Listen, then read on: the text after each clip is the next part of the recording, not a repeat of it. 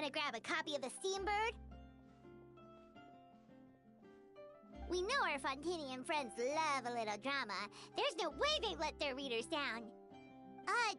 Isn't that Charlotte?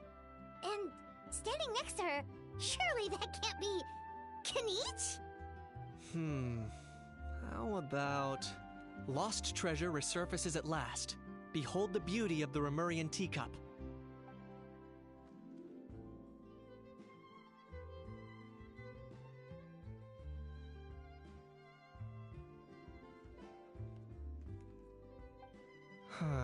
Pretty shocking. But it still feels like it's missing something. Ah, got it! Udex gravely wounded in shocking stabbing. Set to miss cross-border smuggling trial.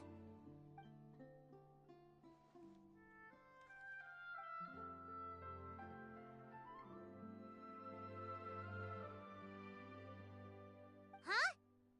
What? Did Paimon hear that right? Neuvillette was stabbed and gravely wounded? No, surely that can't be right. Can it?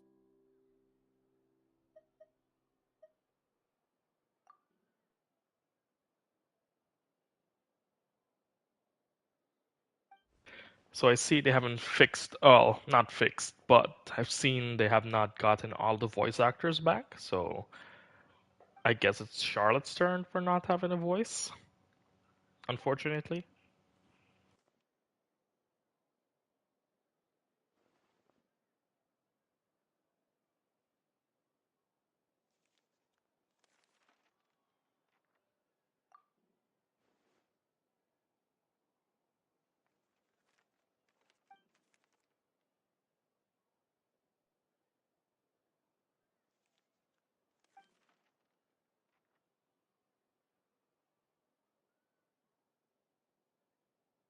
Hey there, you two. Fancy running into you here. Yeah, that, and also a less than pleasant shock! What the heck was all that about a Saurian meat restaurant and the Udex getting stabbed? Please say you weren't being serious.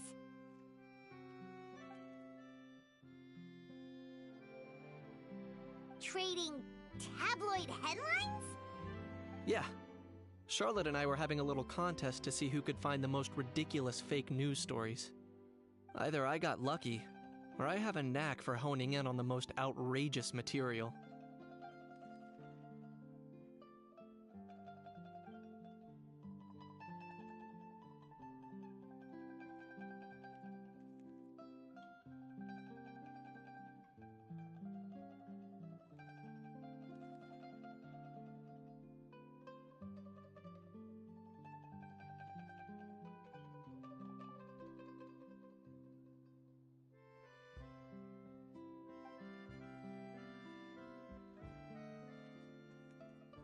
If I had to quantify it, I'd say about 1% of what they write is the truth.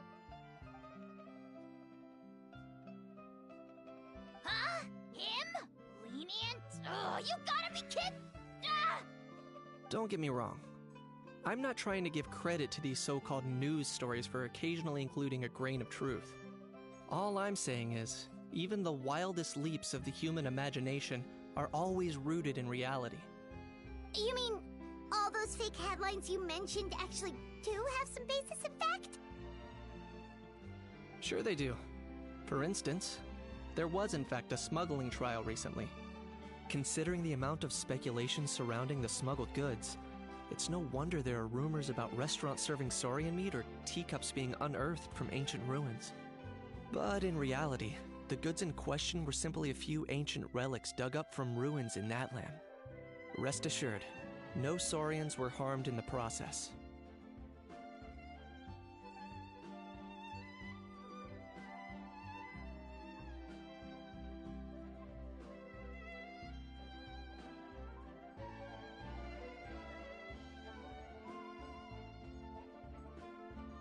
Oh, okay! Paimon was so busy freaking out about those headlines that she totally forgot to ask why you're here in Fontaine, Kinich.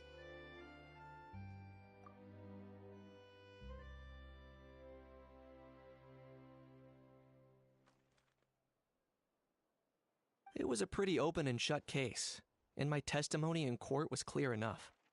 But I'm guessing, Mademoiselle Charlotte, that you're less interested in the case than you are in trying to uncover some news stories about Natlan.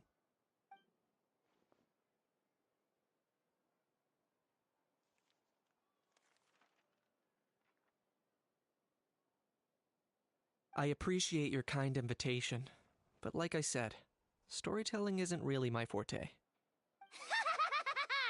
Kaniche the speechless! Kaniche the tongue-tied! Huh? If you're dead set on doing an interview, why not talk to the Traveler instead?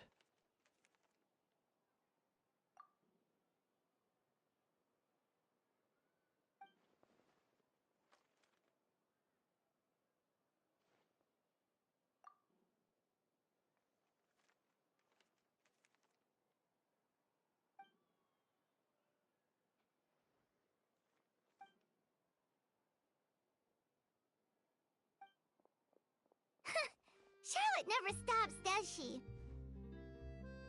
Anyway, Paimon just has to ask. That owl thing that popped out before, or was it a howl?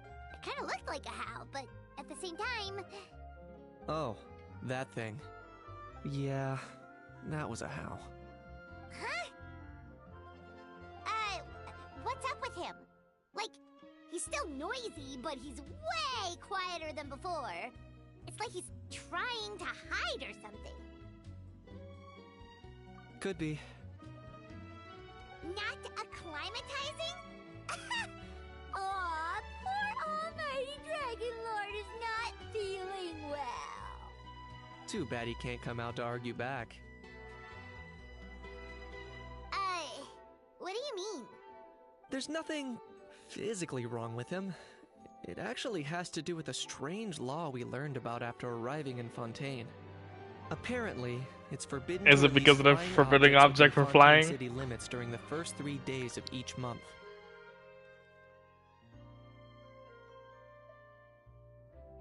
Paimon sure does.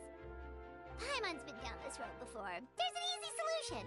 As long as Kaniche holds onto a how's tail, he'll be considered an Almighty Dragon Lord balloon, not a flying Almighty Dragon Lord. Not gonna lie, I was considering that. But Ahau wasn't too thrilled with the idea of huffing and puffing away in the form of a mini helium balloon. That said, it's pretty annoying how he keeps randomly popping up all of a sudden. Anyway, this morning I saw a notice outside the Palais Mermonia about an event that's set to take place outside the city soon. Something to do with filmmaking. I hear that's all the rage here. I was planning to stay here and do some exploring for a few extra days anyway, so I think I'll go check it out. It'll be a good chance to let that noisy helium balloon out. He might even learn a thing or two. If you're free, why don't you come along? I know where it is, so let me lead the way.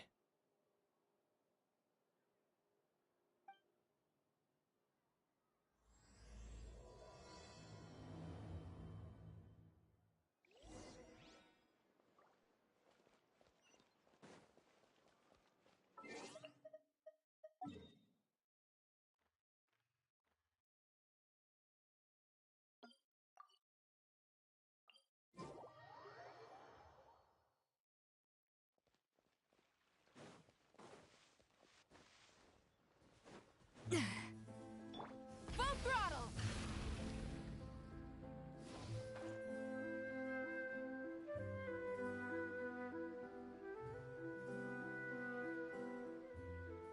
Yeah.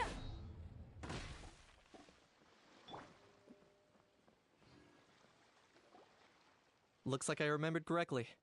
Here we are. Wow, this is awesome! Hard to believe it was just an empty beach before. Yeah, it was still completely deserted only a few days ago when I passed by on my way to testify at the Opera House. There must be some efficient workers in Fontaine. Quite impressive. A few days? One night was all it took. Rap-a-tap-tap, ta-da! But is this all it takes to blow people away? Oh, no. Given my past experience, I can't let myself get carried away. Well, I can't believe you actually remember me. It's me, Lepine Pauline. That's right, the unlucky one.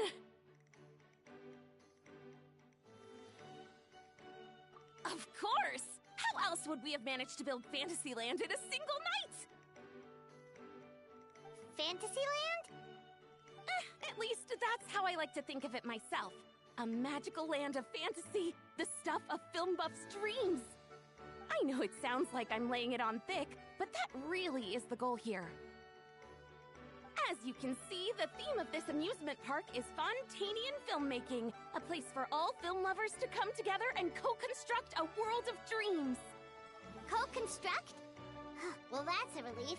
Sounds like you're sharing the cost this time rather than pouring your entire life savings into a single project. Nope! I might be inviting others to help fund this, but that doesn't mean I haven't thrown all of my life savings into it too! Huh? You've gotta be kidding. Ha! Look at you, puny little humans. Recklessly betting your entire future against some stupid vanity project. If you're expecting even an ounce of sympathy from the almighty Dragon Lord, dream on! Mockery is all you shall get, straight from the heart! Sorry, just ignore that little gizmoid. He likes to butt in occasionally. Do go on. Gizmoid? Who you calling Gizmoid? You're the Gizmoid! Wow! That's quite a nifty mecha you've got yourself there. Is it some sort of smart personal assistant? You ought to let Miss Charlotte see your cool gadget. Who knows? Maybe you could even look into mass production!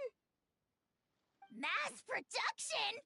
Ugh, insolent, vulgar, and disrespectful!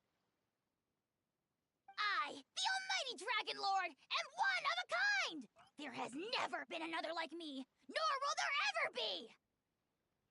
And another thing, smart is the understatement of the century! I shall have you know that I am Kahulahau, forebear of ancient wisdom! I lived for eons long before any of you were born! What? Heavens above! I beg your pardon, forebear of ancient wisdom. Please, I meant no offense. Idiot meets idiot. What's all the fuss? Making some new friends, are we?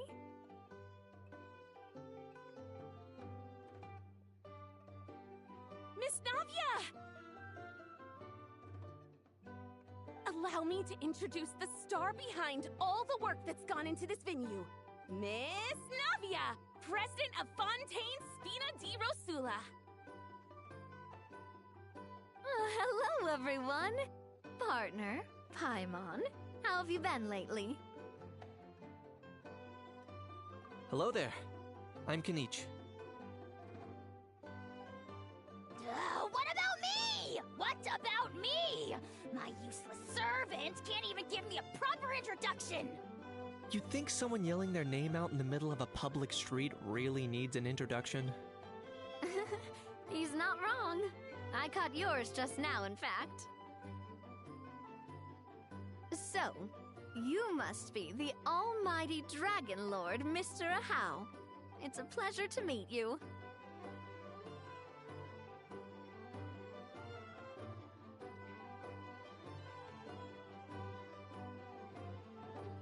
Oh, see that? That's what I call proper manners. Well, it's not every day you meet a well-mannered human. Navia, was it? Excellent. You may address the almighty Dragon Lord by his name. Navia, don't you think the title Almighty Dragon Lord is a bit silly? It's no big deal. All little animals do that, don't they? I mean, try to puff themselves up to look more impressive. Anyway, it's all thanks to Miss Navia and the Spina di Rosula that Fantasyland's gotten up and running in the space of a single night. Honestly, thank heavens! After all that paperwork and endless waiting, the event and venue finally got the green light. I couldn't wait a moment longer. The second the approval came through, I reached out to President Navia, hoping she could lend a hand. After all, who else but the Spina di Rosula would indulge such impulsive demands?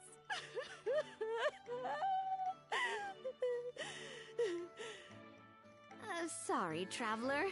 Miss Lapine Pauline sometimes gets a bit overwhelmed by her own excitement, as you can see. I'm guessing she hasn't gone into much detail about the event yet, so let me fill you in. In short, the Cheval-Moran Film Fantasyland is a fan convention that's open to film enthusiasts from all over Teyvat. Miss Lapine Pauline is hosting this event, and also providing technical support. Huh? Cheval-Moran? That's right! The one and only Surintendant Cheval-Moran! After much persistence and many solicitations, I finally obtained Lady Farina's permission to use the image of her close friend. Not only is our adorable mascot drawing in fans by the minute, but she's also boosting her own popularity. And that was always the goal! A win-win arrangement. It's been a while since we last met, but still, it's a surprise to hear Lapine Pauline coming out with such sensible ideas. By the way, Miss Lapine Pauline, have you decided to switch careers and go into film tech? Not exactly. By chance, one of the prototype lenses I developed caught a photographer's eye, and it's now being used for the latest cinematic productions! Thanks to this unexpected opportunity, I've had the chance to invent various film-related equipment and props. That's right. So don't underestimate Miss Lapine Pauline, our resident engineer. She's the technical powerhouse at the core of this entire event. As for the Spina di Rosula, we're mainly here to take care of planning, operations, and management. For anyone feeling inspired to set up a booth, Miss Lapine Pauline and I will provide the necessary technical and operational support once their application has been approved. By the way, traveler, are you at all interested in taking part? It would be a chance for you to earn some extra income. Plus, with your skills, I'm sure you could bring something special to the table. Paimon would be even more tempted if you were to, say, throw in one of those fancy feasts she's seen in those gourmet food reels. Well, as it happens, that'll be a piece of cake. Everyone needs to eat, whether they be tourists or the stall owners themselves. So thanks to Miss Navia's help, we've managed to invite none other than the celebrity chef, Miss Escoffier, to run our theme restaurant. Look over there!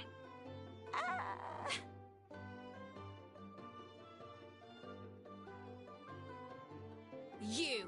Yes, you! For the last time, the ingredients have to be in the right ratio! Get it right next time, or you might as well just lie down on the chopping board yourself.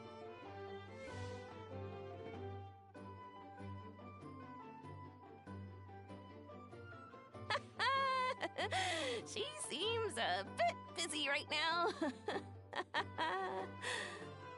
Well, I'm sold. I think I'll make a How go be her assistant. You little... What's your game here?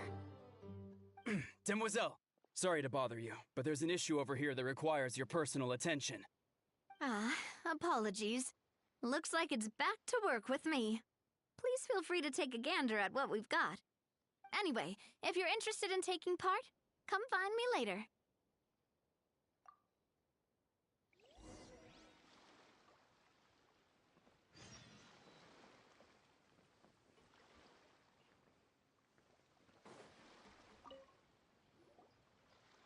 Greetings. Apologies if you overheard my harsh words just now, but I assure you it is entirely necessary. The sheer lack of standards here will be the death of me. Do you have any idea of the kind of customers I'm gonna get with how lax things are at the moment? The ones that leave their guns behind by accident, and then come back to collect them later bringing ammunition with them. Yeah, that's the kind of customer you wouldn't forget in a hurry. Oh... Wait, has that happened before? No, it's just the mention of guns reminded me. Someone did actually leave their gun nearby. Huh? Just before we started setting up, as we were cleaning up the site, someone stumbled upon a mysterious locked box. It didn't look like something from Fontaine, though. It had more of a Natlanese vibe. Oh? Do you think a foreign tourist might have left it behind? That's what I assumed at first. But the box was buried beneath a pile of wooden planks, rocks, and whatnot, so it seemed like someone deliberately hid it there. But I didn't see much point in speculating, so the best thing I could think of was to hand it over to the authorities. I trekked all the way over to the Palais Mermonia just to hand it in. Ugh, it was exhausting. What did the authorities make of it? Oh, they made a mountain out of a molehill, as usual. Before even addressing the question of what was actually inside the box, they had several heated discussions about whose responsibility it was to write the lost and found notice. Thankfully, the ever-reliable Officer Sedine stepped up and immediately called in the Marechaussee Phantom to crack the lock and check if there were any dangerous items inside. And, as it turned out, there was a gun. Wow, that's a dangerous item, all right. Mind if I ask what kind of gun it was? Oh yeah, Mr. Kanich, you're from Natlan, aren't you? Do you know a lot about guns? You could say it comes with the job. I have an interest in weaponry and the like. Ugh, such a spoiled brat. What, are the toys I gave you not good enough for you anymore? Yep, got sick of those long ago. You little... How dare you turn your nose up at my gifts! Why Time for a timeout, old-timer. Sorry, where were we? Oh yeah, do you recall what the gun looked like? It's a bit hard to describe. If you asked me, it didn't even really look like a gun.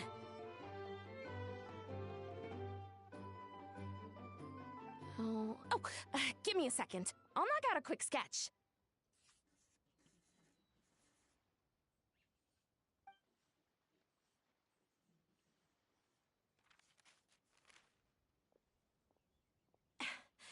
Something like this.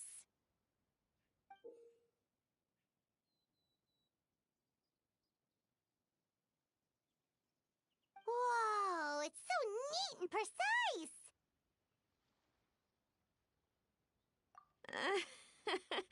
It's nothing. Sorry. Is something wrong with my drawing? I know it doesn't really look like a gun, but I assure you, this is exactly what it looked like. And it certainly could shoot as well, too. I confirmed that with the officer from the Marechaussee Phantom. No, quite the opposite. The features are very accurate, and it is definitely from Natlan. Please, don't mind me. I'm just taking a moment to admire it. I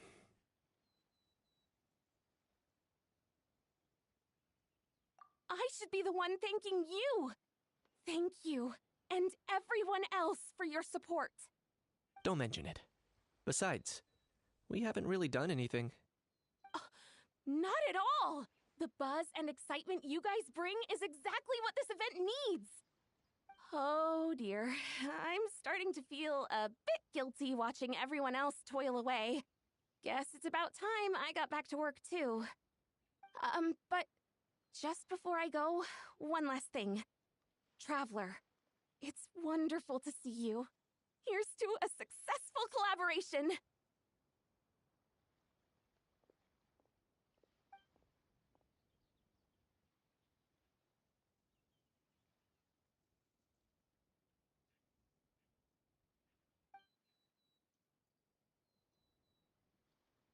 I'm sure you noticed that there was something unusual about that gun. Correct. It's most likely an old weapon dug up from some ancient dragon ruins. Based on my experience, It might be more accurate to refer to it as a hand cannon, but in Fontaine terms, it's not wrong to call it a gun. Given why I came here, don't you think it's curious that an ancient dragon relic of unknown origin would turn up like this, out of the blue? I suspect this gun might have something to do with that smuggling case. It might have slipped through the cracks. Time is of the essence, so I'd like to head over to the Palais Mermonia to verify my suspicions. Perfect.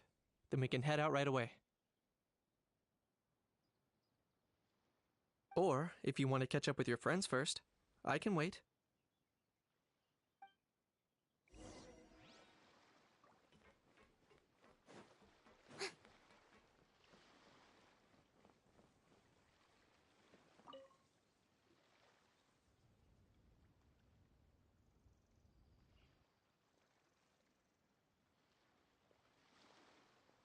Traveler, it's you!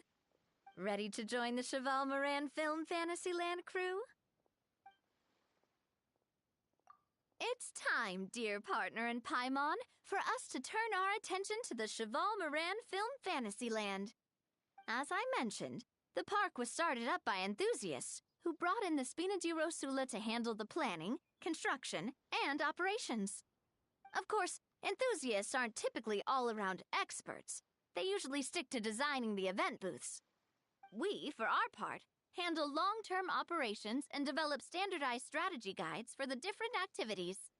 Long-term operations? Strategy? It all sounds so complicated. We spend most of our time adventuring, and we barely have any experience running a stall. Do you think we can handle this? That's more like it. You've seen it all before, haven't you, partner? I'd even go as far as to say you've shaped some of Tevat's biggest business ventures. Anyway, first things first. Let's get an overview of how the whole festival's gonna be run.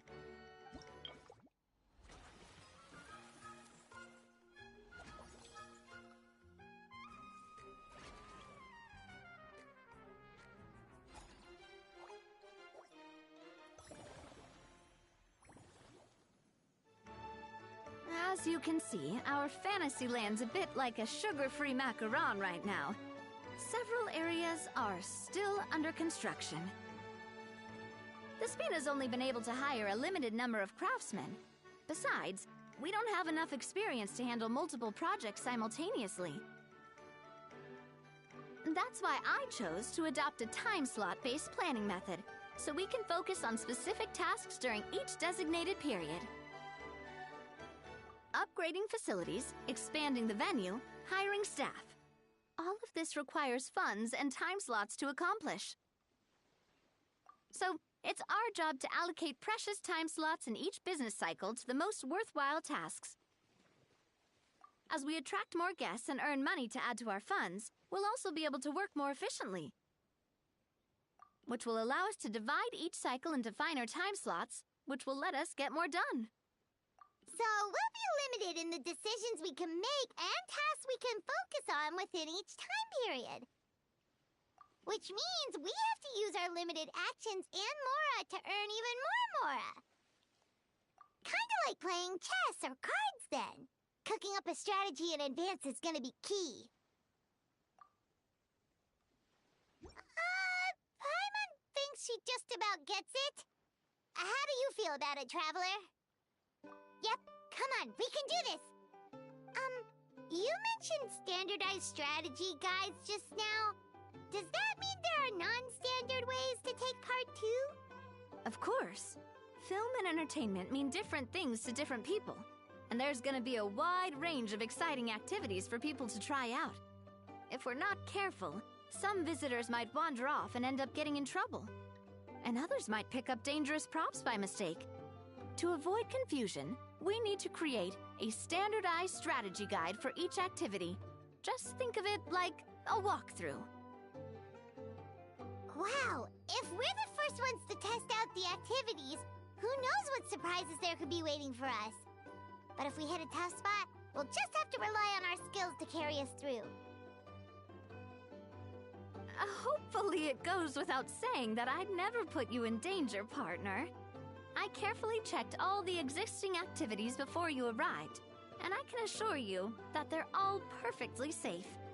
I also wanted you to experience the activities before anyone else gets to. It'll be fun. Plus, we'd like to hear your thoughts and suggestions. Oh, those are two things Navia is best at. Making people feel safe and having fun. Great! Well, I can't wait to hear what you think.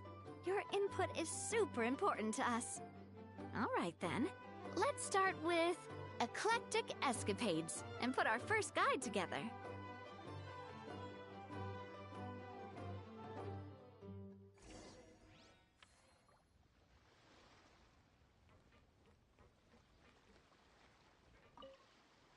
All right then, time to try out Eclectic Escapades. I'll leave the strategy guide to you guys.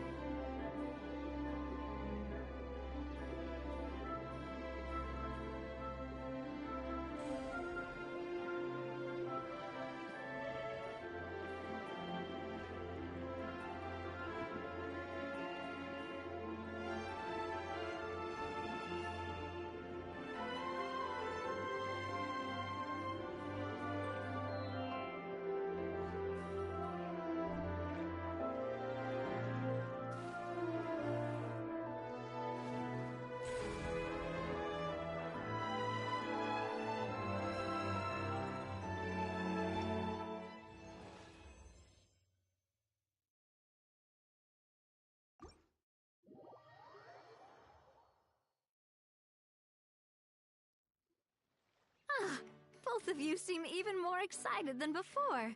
Looks like your first trial run didn't disappoint. Paimon hasn't actually watched that many films, but after trying it out, she might just be hooked. We should check out the film that it's based on. Great job, Paimon. That's exactly what our enthusiast friends were hoping you'd say. They'd be beyond delighted to hear that visitors are curious about the films that inspired these attractions. Some have even been willing to contribute extra funds out of their own pockets. Where budgets have allowed, of course. Out of their own pockets? That's right. While the Spina di Rosula covers the cost of basic booth materials and rental fees, many fans have personally funded promotional materials and related merchandise. The cost of the booth itself isn't their main expense. Some of them have already started designing spin-off products inspired by film characters. Take our official mascot, Sir Intendant Chevalmoran, for instance. She won second place in the last most popular character poll for the comic film category, and was even dubbed the pinnacle of round, bouncy cuteness. Many people have expressed interest in designing cushions based on her image, using the highest quality fabrics and hiring the most skilled artisans to mass produce them. These cushions will officially go on sale at the next convention alongside lots of similar products. Don't worry. As Sir Intendant Chevalmoran's guardian and official image rights agent, Farina's already getting 60% of the sales revenue. After all, the fans are doing this voluntarily, not for profit, but to promote Sir Intendant Chevalmoran's adorable image. The more Mora ends up in Farina's purse, the better Sir Intendant Chevalmoran's meals will be. And who wouldn't be happy to hear that? Oh, Paimon likes the sound of that. Everyone working hard for something they all love without worrying about profit. Still, we can't just ignore Mora completely. Whether it's fan creations or official commercial projects, some level of financial balance is still necessary. The same logic applies to the Cheval Moran Film Fantasyland taken as a whole. Once we finish the standardized strategy guides, our attractions can officially be open to the public. But we can't take personal charge of the ticketing process.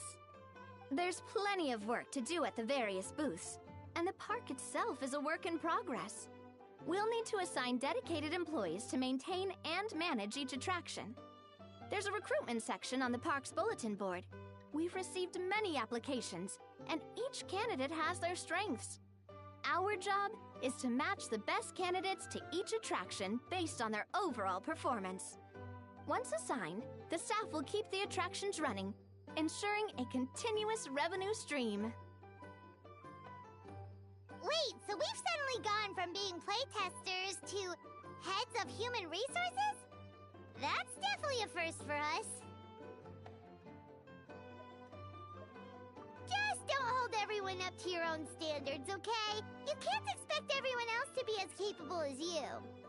Alright, time to review some resumes. Fingers crossed we'll get some exceptional candidates.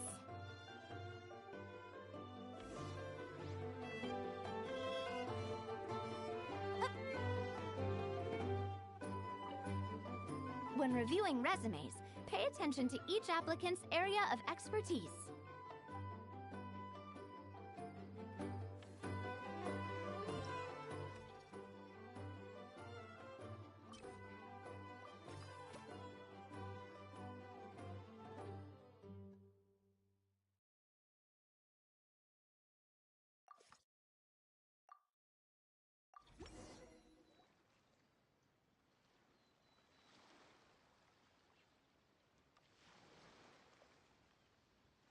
Looks like this particular employee is really getting into their role.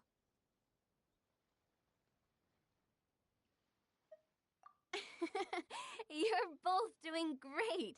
You sound more like bosses than I do. In any case, with this, the Cheval Moran Film Fantasyland is now officially open. Running a theme park is a long-term project. You won't make much if you try and rush it. We're just about done with our current work setup, so let's take a short break and wait for this cycle's revenue report to come in.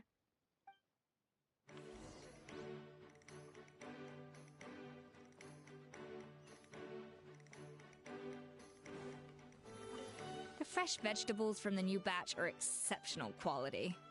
I just wish I could say the same about the new staff.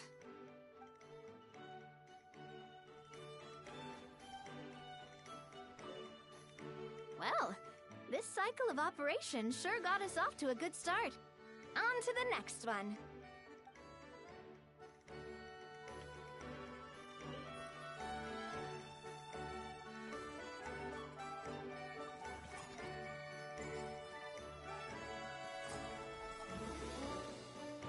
Well, the numbers might not look that impressive, but given that we're just getting the ball rolling, I'd say that wasn't a bad start.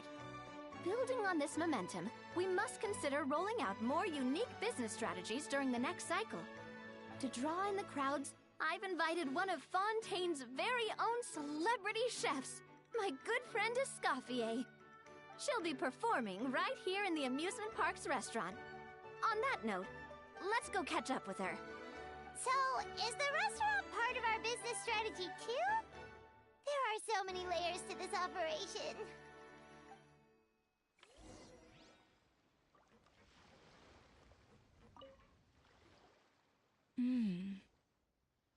The restaurant is up to standard, and the waterside location will make for a unique dining experience. The beautiful scenic reflections in the water create a stunning backdrop, lifting diners' spirits and allowing them to truly savor their meals. Ingredients, check. Cooking utensils, check. Looks like we're ready to rumble. Hey there, Escoffier! Oh, my employers are here. The president of the Spina di Rasula, plus the famous traveler and Paimon. I must say, you seem a bit overqualified to be running a film-themed amusement park. I'd say that if anyone here was overqualified, It would be the former head chef of the Hotel de Boer. Wherever you walk, the aroma of fine cuisine follows in your wake. Let's get back to business. I'm guessing you want the traveler to help me decide the theme dish for each cycle, right? This is the business strategy I mentioned earlier. Using Escoffier's top-tier dishes to attract more visitors to the park. But this isn't just about attracting visitors. Her culinary masterpieces will surely have other surprising effects. Just imagine, Paimon, if all you needed was a single ticket to enjoy all the attractions and taste all the legendary food. Wouldn't you be tempted? Then Paimon come every single day. Now, here's the twist. To get the most out of this strategy, the menu can't be made public. Based on research by a certain food branding consultant, many restaurants have started offering a special chef surprise dish. So give me some inspiration every few business cycles, and I'll decide on our next theme dish. Now then, give me your hand.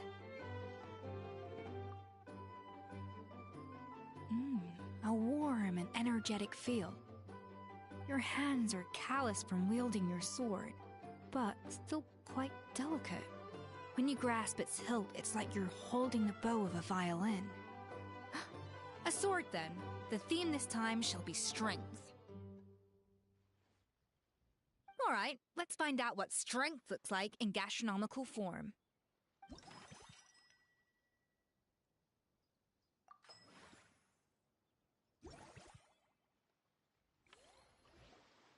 I've refined the sauce for these barbecue ribs. It's a richer flavor than the classic version, but not at all greasy. The mint extract in the seasoning leaves a refreshing aftertaste, perfect for indulging yourself after a fun-filled day. But if you ask me, I'd say the artisans need these more than the guests. The artisans?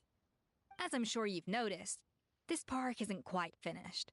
A serving of these barbecue ribs should help the artisans replenish their strength much more quickly. As their bosses, you have an obligation to provide meals for them. So why not invite them to dine here? Who knows? The morale boost might even improve their productivity. Oh?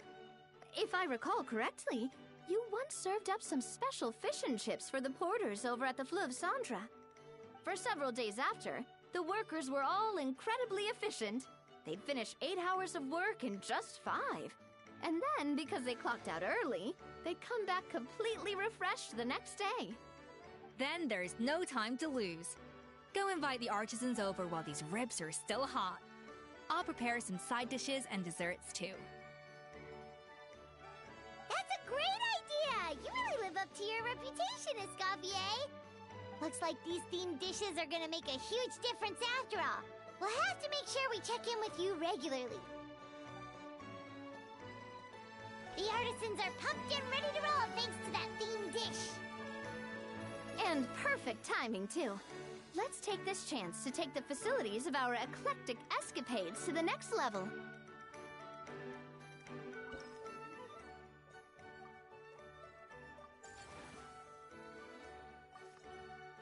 We should be able to attract more customers by upgrading the stall, don't you think? That's right. Based on my business experience with the Spina di Rosula, I've quantified the service value to help you intuitively understand how satisfied customers are with each stall. An attraction will reach its ideal revenue only when its service value meets customer expectations. As we improve and expand our facilities, expectations will also increase accordingly.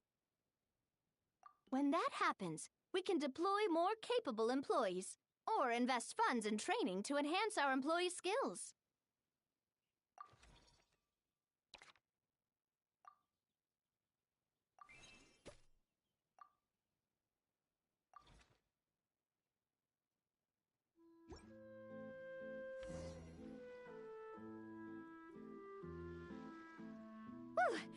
That should be everything. Looks like you've pretty much mastered how to run this park. Huh? Have we really? Thinking about it, we have learned quite a lot, haven't we?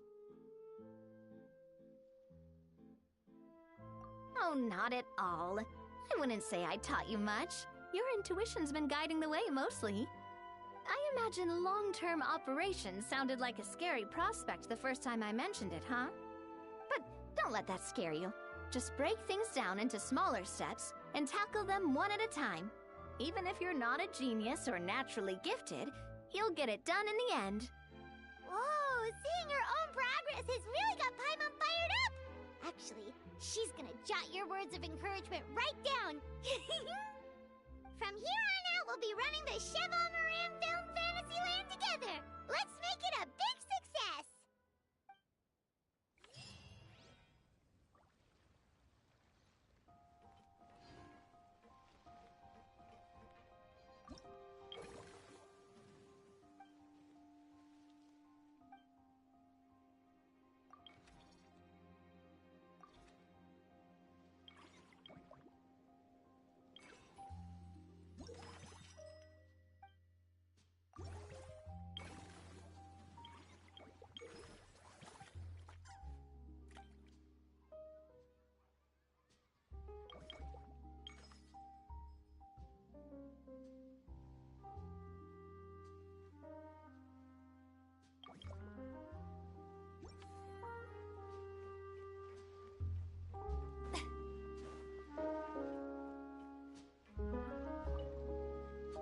You've got this park off to a great start, partner.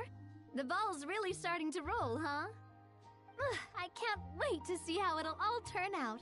How exciting!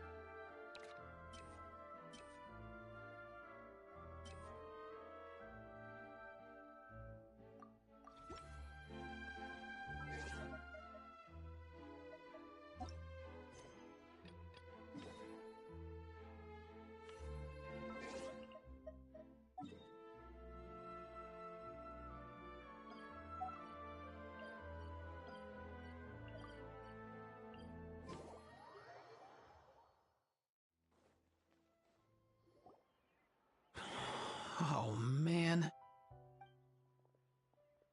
Bro! Are you mimicking me? Now's not the time. Come on. No, I mean, one of our buddies is here, for real. Quite a few of them, actually. Auroran, what are you doing here? And who's this? Allow me to introduce you. Bro, meet bro.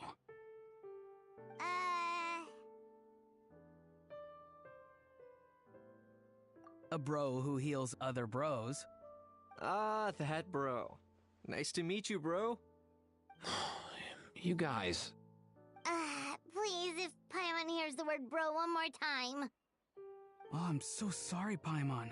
I had no idea you were allergic to bro talk. Quick, Aoife. Paimon needs medical intervention. Seriously, bro? I mean, dude, sometimes I honestly can't tell if you're being serious or just messing around. And Kanich, come on, brother. We've known each other for how long now, and even you won't let me off the hook? It's quite hard to resist. In that case, guess I'll have to introduce myself. Hey, traveler, I've heard a lot about you. I'm Aoife, a vet from the Flower Feather Clan. Oh, no, not you too. Oh, that wasn't directed at you, Aoife. It's nice to meet you. Anyway, back on topic. Wait a second. I lost my train of thought. What were we talking about again? Why, you're all here, of course. For vegetables. Kuku. Huh? I'll go first. It's for the Chevrolamine Film Fantasyland. Wait, is that right? It's Cheval Moran. Ah, right. I keep stumbling over that one. Guess I owe Cheval Moran an apology, even if she's not here. Anyway, long story short, the festival restaurant urgently needed fresh vegetables from Natlan, which is why Aoife and I are here. So, you guys are vegetable couriers? He is. I'm just here as a responsible adult. It's his first time traveling so far away from home, and all the elders in his tribe were worried. So they had me come along. Even though it's your first time too. Right, but they still picked me to accompany you. You gotta wonder why that might be. Don't you get it? They all just saw how overworked you were, so they used it as an excuse to send you off on a vacation. Wait, what? So I'm getting the grandson treatment now too? See, doesn't matter how much older you are than this dude. Hang out with him long enough, and you'll eventually find yourself being treated like a kid. Meaning everyone looks after you. What's so bad about that? In theory, nothing at all. In that case, guess I better start over. Hi guys, my name's Aoife, and I just turned 5. Paimon's not sure who the responsible adult is anymore. So, what about Kakuku? If he was here, we'd be making more of a ruckus than we already are. That's exactly what's got me worried. Aoife, there's nothing to worry about. You're a big boy. You can handle yourself now even without Kakuku. You think that's what I'm worried about? Anyway, my priority right now is Kakuku. Suffice it to say, Kakuku's in big doo-doo. How so? He's so small, and all he knows are a few harmless phrases. What kind of trouble could he even get himself into? Let me guess. Did he get caught out by the law on flying objects? Bro, you too? Not me. How? Oh, that pesky little chatterbox. So that's why he hasn't interrupted us this whole time. Guess he's too scared to show his face. That, plus he's already spouted enough nonsense for one day. So I've put him on mute until tomorrow. Nice one. If I was even half as decisive as you are, I would have kept a closer hold on Kakuku so he didn't get a chance to go flying off. Oh no, bro. Or rather, did Kakuku get caught by the guards for flying around? If they had managed that, we'd at least be able to track him down. But when the guards started chasing him, Kakuku flew into that building next door. I wouldn't be surprised if there was a high-stakes pursuit going down in there as we speak. Just like one of those cool crime movies. Which building? That one? Yup, that's the one. Kakuku sure has a good eye for a getaway. It's the tallest building around.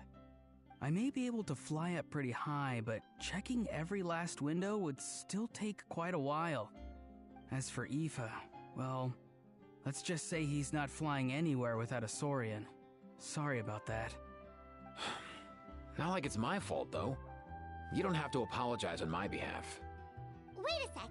What's this got to do with how high you can fly? Kakuku's got himself into a real mess here, like a panicked animal running straight into a trap. It's pretty worrying. I'm starting to picture him flapping through a barrage of gunfire while important documents are flying about left, right, and center. Heck yeah! If anyone can pull it off, it's Kakuku. He's always been such an awesome Saurus. I believe in him.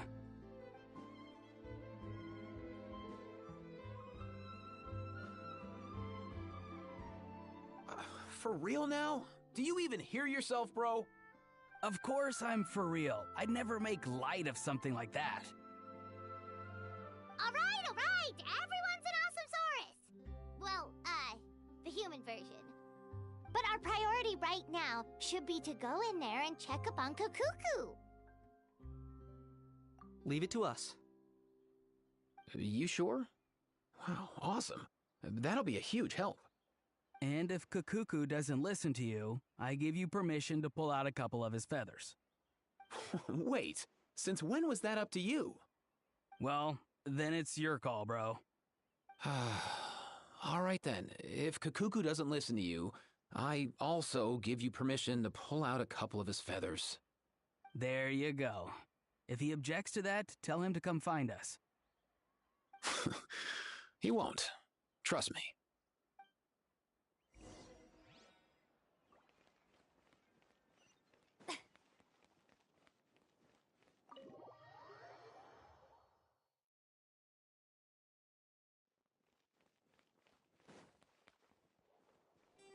Nothing new there.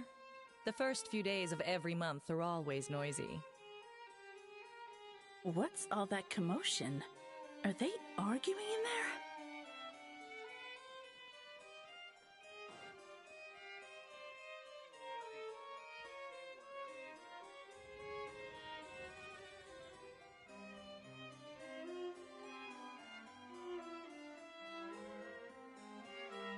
No way, bro!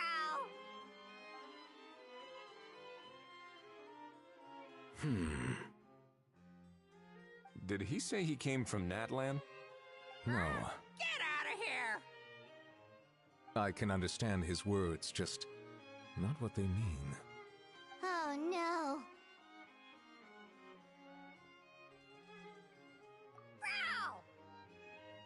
Bro!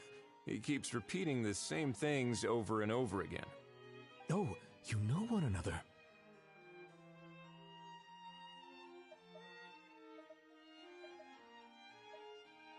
He's a friend! Yeah! A Saurian friend of a human friend! Great. Well, that was easy. Looks like we've tracked down the owner. Guess that's one less lost and found notice for you to write, Monsieur Neuvillette. For real? Traveler, was there something important you wanted to discuss with the Udex?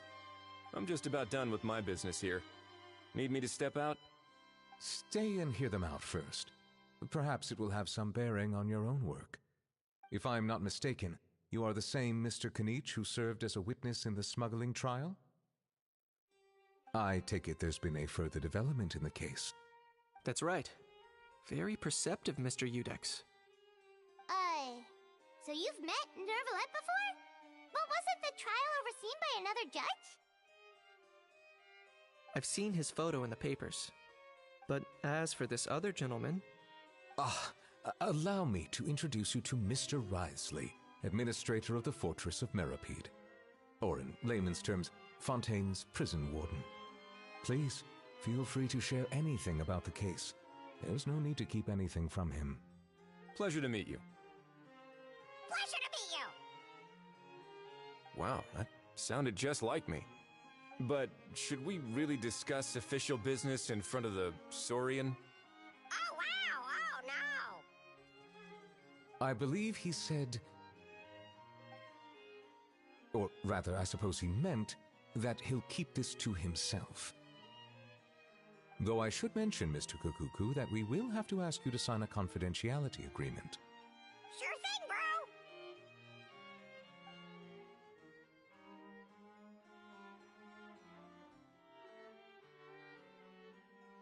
bro! Let us return to the matter at hand. Mr. Kanich, was there something else you wanted to discuss relating to the case? Yes. Let me fill you in.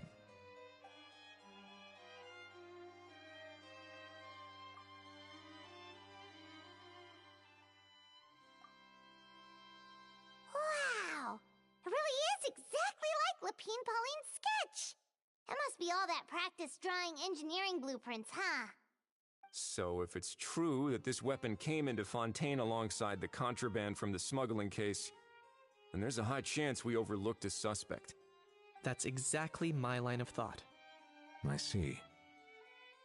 Mr. Kanich, thank you for reporting this promptly. I'll arrange for the Marechaussee Phantom to investigate right away.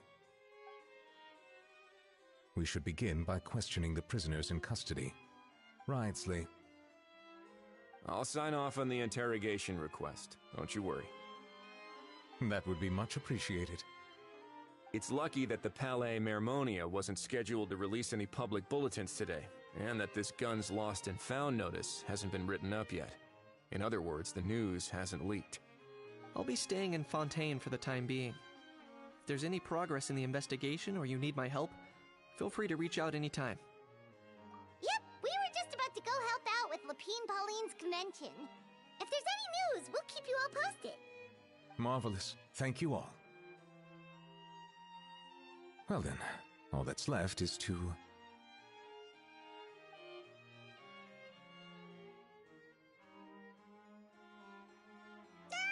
You miss me, bro? He really does come out with the most unexpected things. Who did he learn it all from? Huh. Well, it's pretty extraordinary. Anyway, according to due process, we must first determine whether Mr. Kukuku qualifies as a flying object. And, following on from our conversation just now, he also needs to sign a confidentiality agreement. Drafting said agreement may take some time. Looks like you'll be staying with us for a while then, Kukuku. Excited?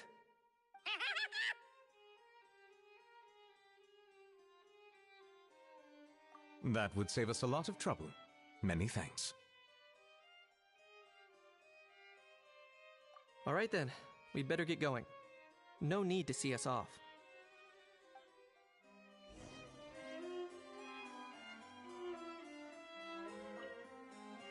I know you mentioned a while back that people from Nadland would soon start showing up all over the world, but I hadn't expected anything like this. It seems no matter where they come from, all dragons are inquisitive by nature. You can say that again, bro! The same might well be said for humankind. The real reason you chose to stay to investigate this case was your curiosity about Natlan and Mr. Kukuku, was it not? Guilty as charged. Nothing gets past you. So, how about we take this opportunity to chat a little more? We've got the world's best translator on hand, after all. Sure thing, bro!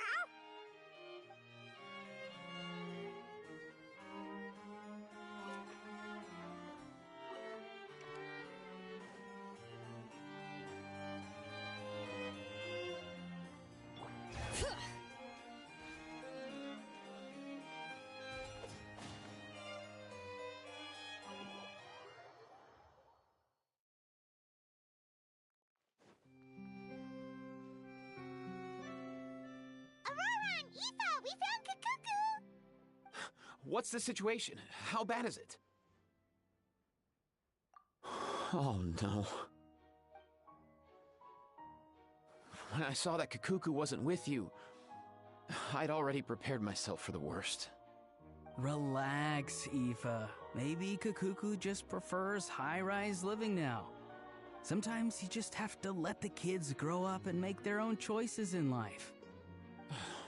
For real now? Do you even hear yourself, bro? It's not that bad. Kakuku's fine. Still very much alive and kicking for starters. He hasn't been arrested either, so no jail time. See? You're not exactly reassuring me here. As for the bad news, well, it's really not that bad. Kakuku accidentally overheard some top secret stuff, so he has to stay at the Palais Mermonia for a while to sign a confidentiality agreement. But there's no need to worry. The person in charge of looking after Kakuku is super nice, so he'll be absolutely fine. All right. That doesn't sound too bad after all. Wow, hearing that's put my mind to rest. But based on my understanding of how things work here, the ban on flying objects should be over by the time Kakuku actually gets out. What a shame. Oh well, I guess we'll just have to go have some fun without him. You don't look disappointed in the slightest. Anyway, Auroron and I will be staying in guest rooms upstairs at the Hotel de Boer for the time being. Feel free to drop by if you need us. Yay! Problem solved! Alright, let's catch up another day.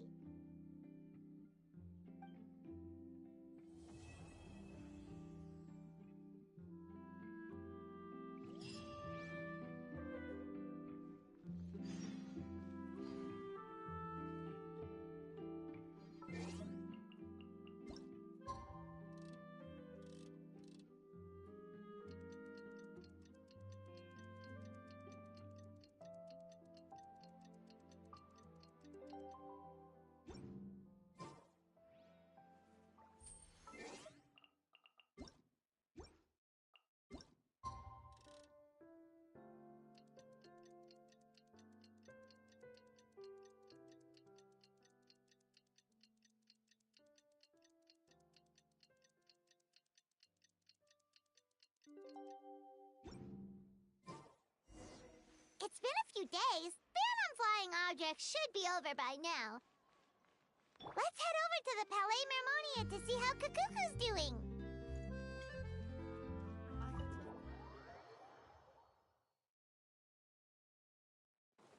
Try and stop me!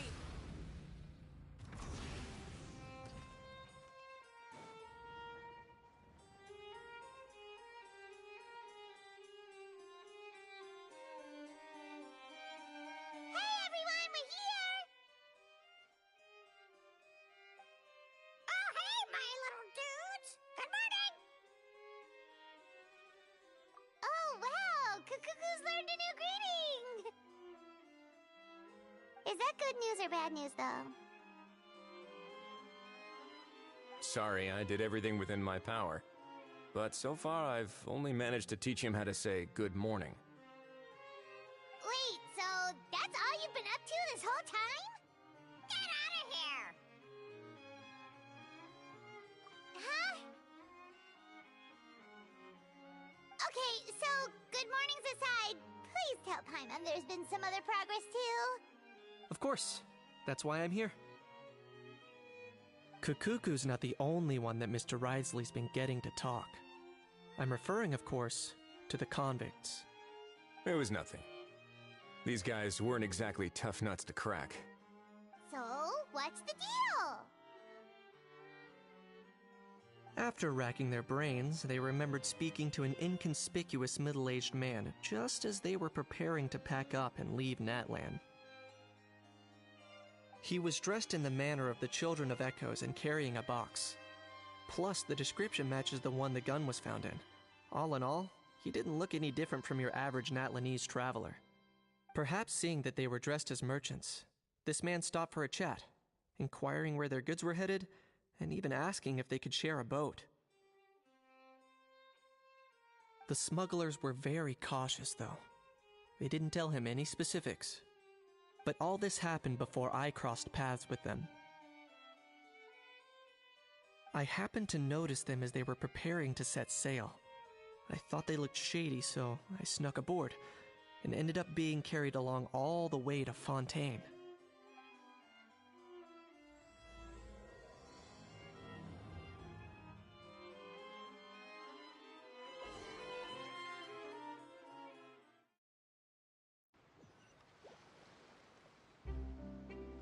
Boss, do we know if those Fontanians will even like this stuff? What if we can't shift it? And that's why we call you a rookie. It's all supply and demand, kid. Supply and demand. Natlan's foreign trade is just starting to lift off. There'll be a market for it, you'll see. That's right. So stop giving the boss trouble, rookie. Just do your job and keep an eye on the goods. Are they merchants? Have they come to Fontaine to do business? Scarred face. Calloused hands. On closer inspection, the fabric looks worn at the knees and elbows, and his fingernails are dirty. Not exactly your typical merchant. Could he have previously been a warrior? Or even an adventurer? Something feels off. I'd better sneak up and get a closer look.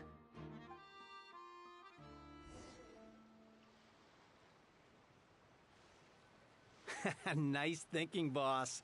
This tourist tub's been...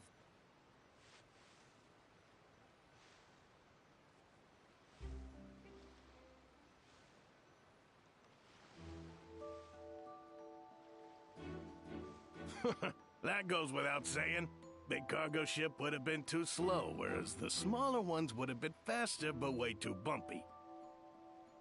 If we ended up damaging the goods by accident, all these months spent grafting away would have gone up in smoke. Seriously? But there's hardly anything here. Would it really have taken them months to prepare? And why would they need to transport it with such care? Could they be secretly smuggling precious items out of Natlan? I'll need to find a way to get to the bottom of this.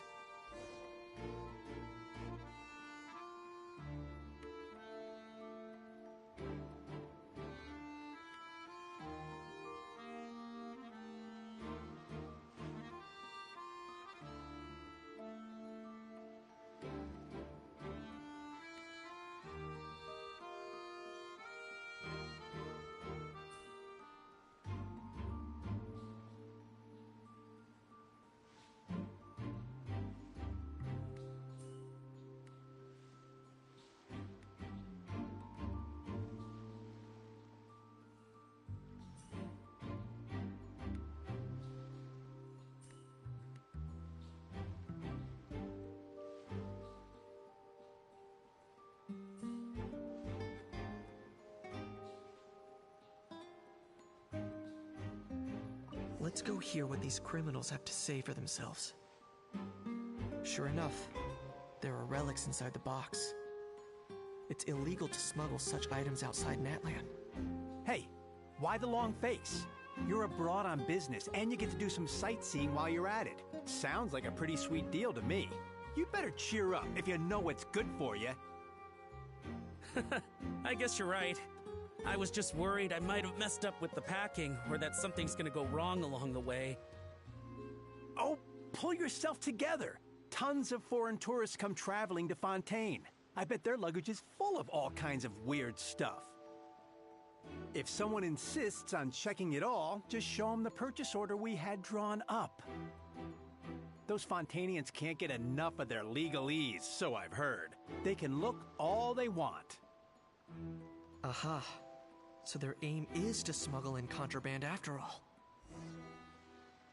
Looks like I've gathered enough intel about the smugglers and their contraband. Time to inform port security.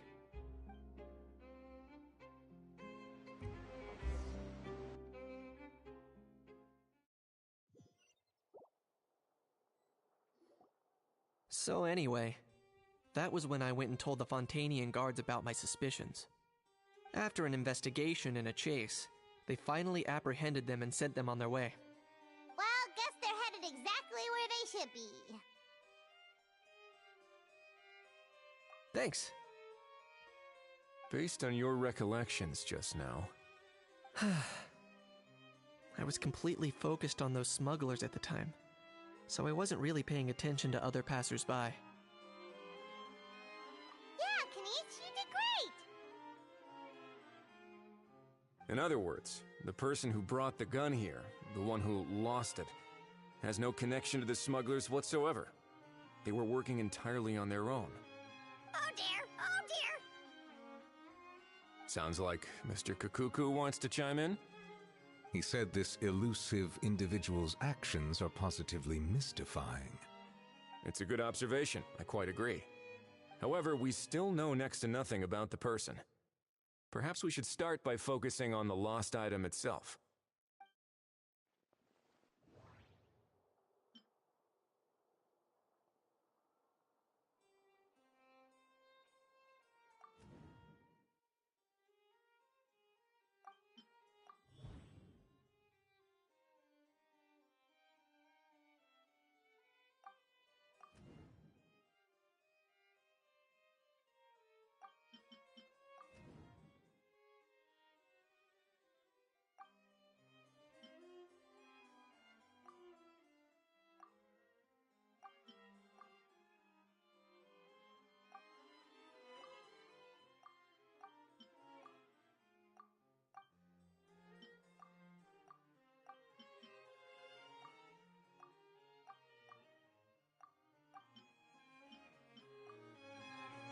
It certainly seems like it was the bait in some kind of trap.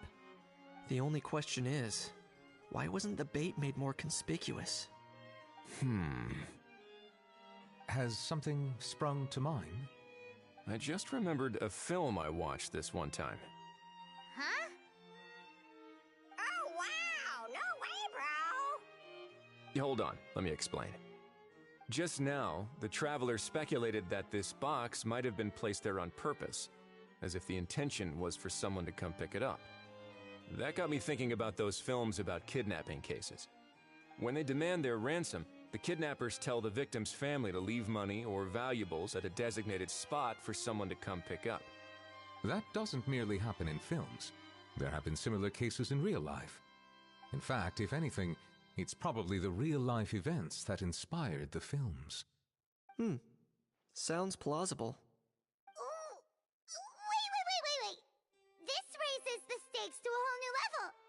If the gun really was some kind of ransom, then since we took the box, the kidnappers never got their payment, so does that mean they executed the hostage?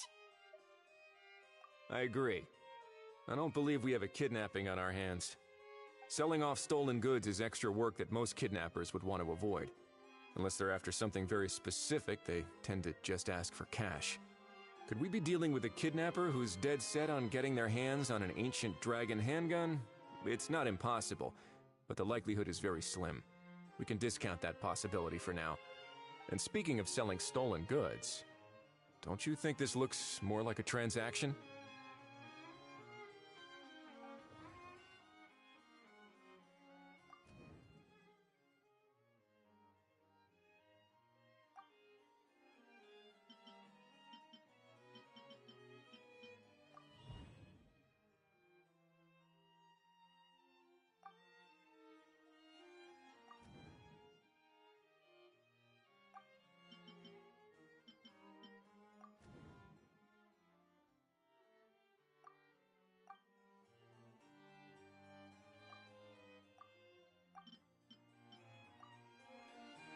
So, bottom line, this was an individual smuggler at work. Exactly.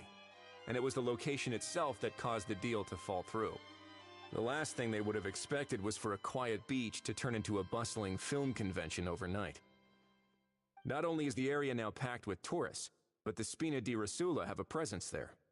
I'll bet that both parties were completely caught off guard. That sounds like a plausible theory, but how do we verify it? Looks like your people better start rolling up their sleeves. How so? Easy. Just follow the usual procedure by putting up a lost and found notice. The more routine we make it seem, the more likely the suspect will come forward to claim it. Even if they send a proxy, we're liable to get our hands on new leads. And timing-wise, it's about time we updated the bulletin board anyway.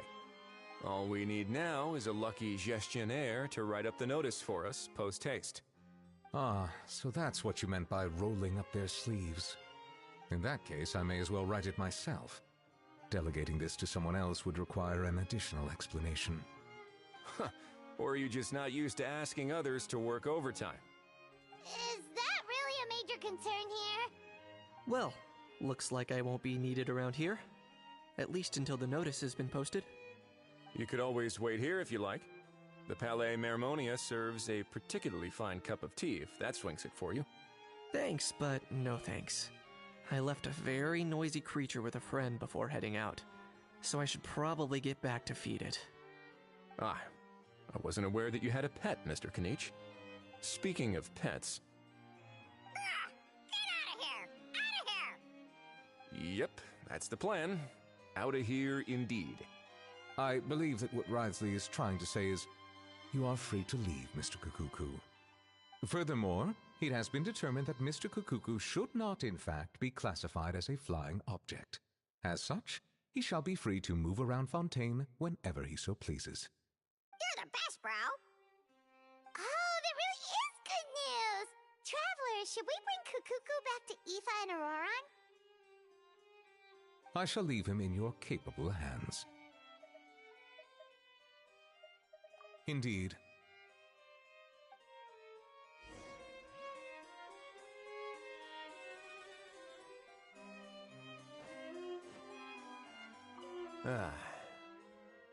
You know, all this has made me realize that I'd quite like to have a pet.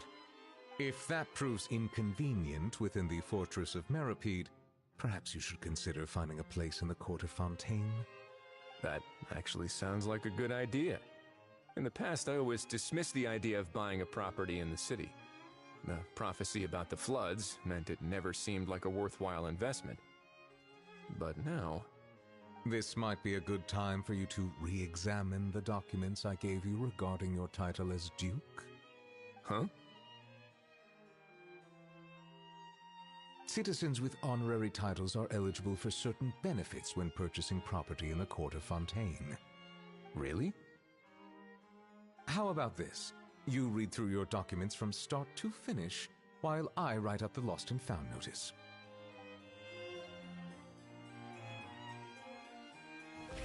Rev the engines!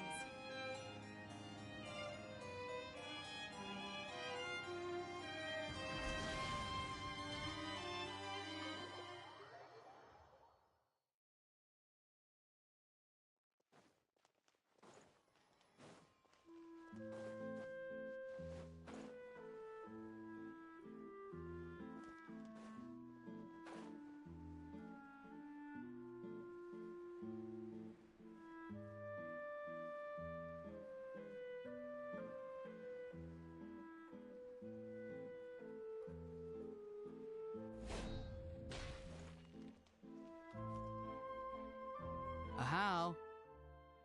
What? What now? Let's shake hands.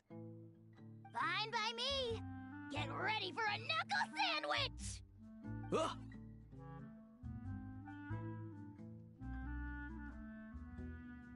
Oh, nice dodge. Paimon feels strangely inclined to keep a safe distance. Did you miss me, bro? Cuckoo, you're free! Ugh, not you again. Nope, didn't miss you in the slightest. Hey, other granny. And hey, Paimon and Kanich. It's good to see you all. Thanks for bringing Kukuku back. Get it away! Get it away from me! Nice to meet you, bro. Who are you calling bro? Say that again to my face! I dare you. If you've got the energy to argue this much, you're clearly not hungry yet. Let's go find something to eat while a How lives his best life. Poor Ahau. He spent all day being tormented by Auroron, only to discover that the suffering's just begun. Aoife, as a Saurian vet, how can you just sit back and watch our little dragon bro suffer? Huh? How am I the bad guy? Even hear yourself? Ah! Doesn't anyone want to hear how Kukuku got out of jail?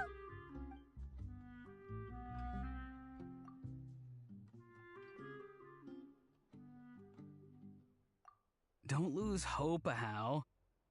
By the same standard, you have freedom of movement now, too. You're still in the game? Same standard? I will not be held to the same standard as that thing! That's right. You won't. As far as I understand, the Palais Mermonia will want to assess your case on its own merits before they grant you freedom of movement.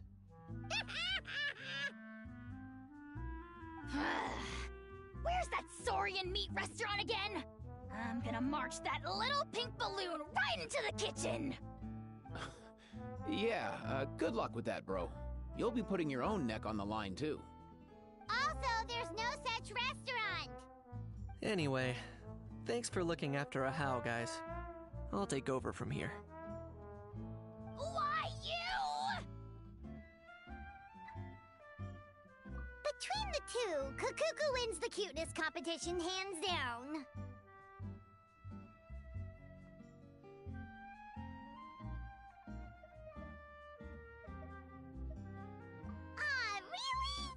Thanks!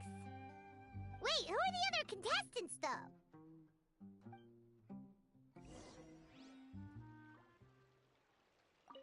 So now that our crew's back together again, what's our next move? Oh, how about a game of rock, paper, scissors? No chance. If I lose, we'll end up stuck in the room watching films all over again. Nope. This time, we'll only watch a film if I lose instead. Had enough too, huh? For real now? Come on, bro! Can we just ditch this whole leaving it all to chance thing? Why don't we take our fate into our own hands? Aren't we doing that already? Rock, paper, scissors uses our hands. Don't know why you're laughing. You're stuck with paper every time.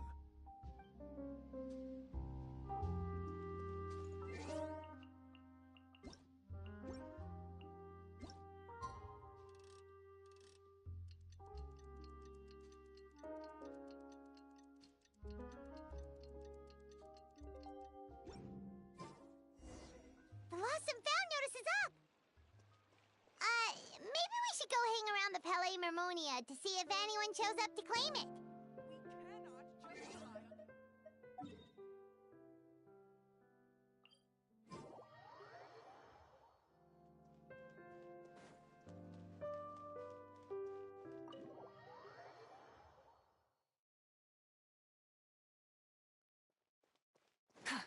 Full throttle!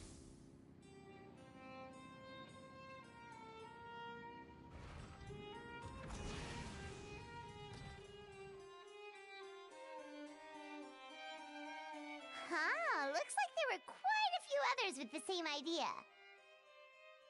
Ah, hello, you two. Have there been any developments? Okay, guess not. Well, the notice was only just posted. Guess it's pretty unlikely that someone would show up right at... Special Patrol, open up! Ah! Who's there? What's going on? The Special Patrol?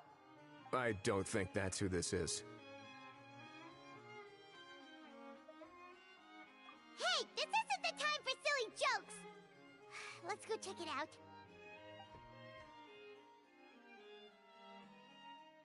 Good day, all. Gramps, grannies, aunts and uncles. What in the Tevat are you doing here, Auroran? Oh, he must be the one you mentioned.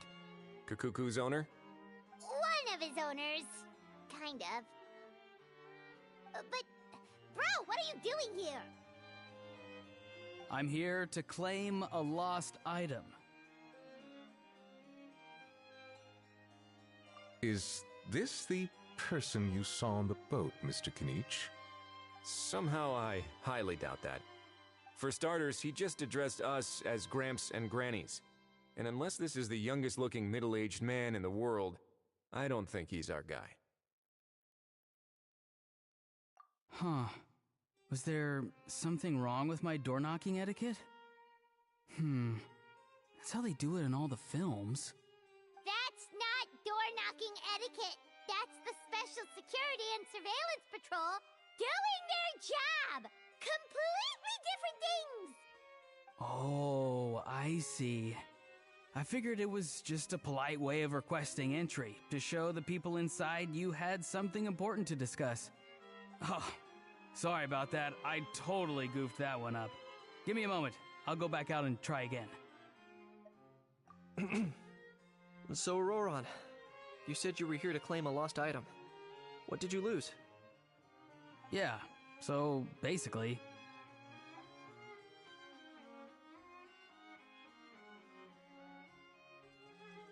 For real now? Oh, come on, bro. Auroron, be honest now. Were you the one who lost this? No, it belongs to a friend. So it belongs to Aoife? Of course not. Aoife has his own gun.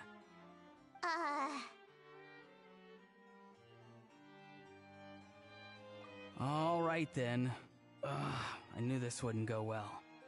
So here's what went down. This morning, Aoife and I were playing rock, paper, scissors. Before long, he'd lost, as he usually does. So we figured we'd head out and visit some of the Cour de Fontaine's famous landmarks. When we got near the plaza, a man suddenly stopped us to ask for help. He said that he had lost something and that someone had found it and sent it over to the Palais Mermonia. But apparently he used to work here and was worried it'd be awkward bumping into his old coworkers, so he asked us to pretend to be the owners and claim it on his behalf. You didn't manage to keep that pretense up for long. It's fine. I'm not the one who feels awkward anyway. So, a former employee of the Palais Mermonia. Was this individual a Fontaine native? Yes, at least I assume so. He looked like a well-dressed gentleman to me. We were about to refuse, but he was so polite. Could it have been a disguise? Oh no. Auroron, Paimon thinks you've been tricked. This person might be in cahoots with the bad guys. Oh, maybe he already took off and escaped as soon as your mission went pear-shaped. No way. I'm not that dumb. Huh? He's not going anywhere. Aoife and Kakuku are keeping an eye on him over at the plaza. Keeping an eye on him. I like the sound of that.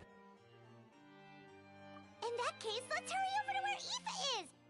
Time to catch that con man and find out what's really going on here! Wait a minute, I have a question first. Traveler, Paimon, you're pretty famous in Natlan, right? Oh, we're basically household names. But why do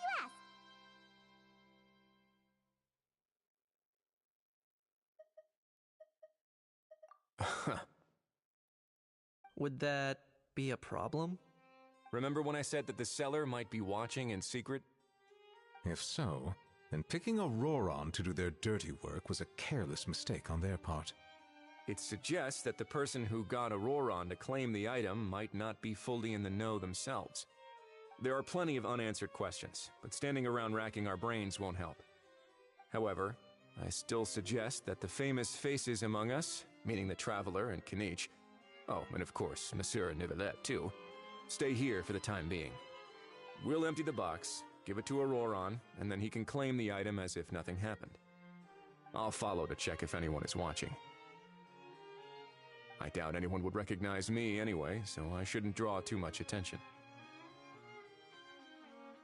I think this plan is worth a try. I shall leave it to the pair of you. So, I have to go undercover again, right? Well, not exactly undercover. Just drop the special patrol persona and be yourself instead. Roger that. Over and out.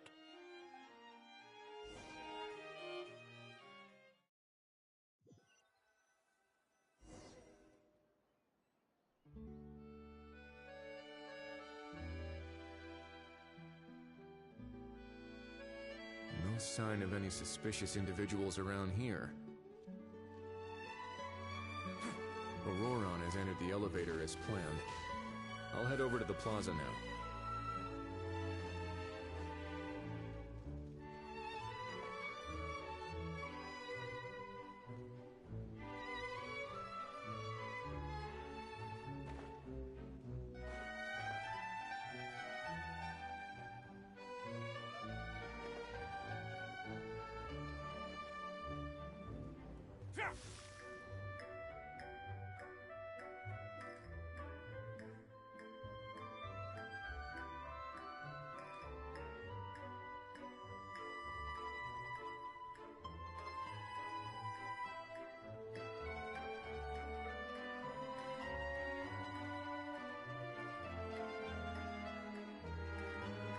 suspicious going on here either.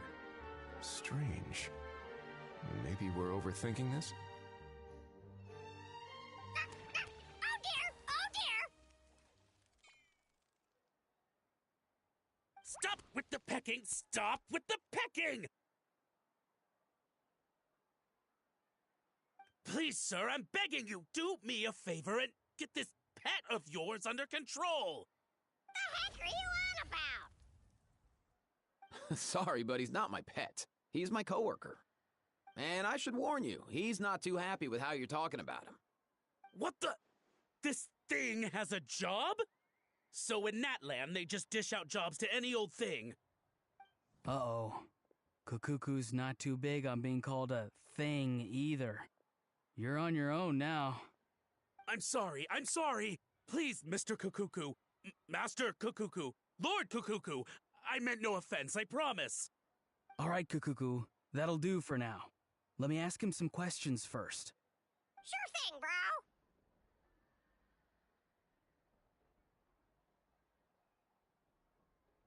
Auroron actually looks pretty serious this time. Was he just pretending to be clueless earlier? Interesting.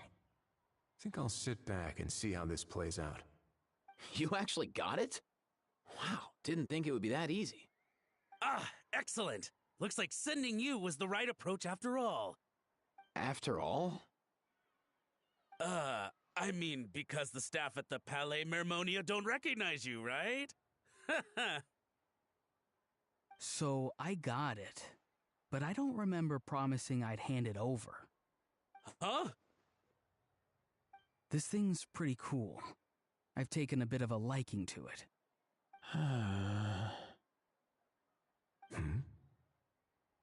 Please don't do this, my good sir, my master, my lord. My very life hangs in the balance. His life hangs in the balance? If this means so much to you, what are you gonna offer me in return?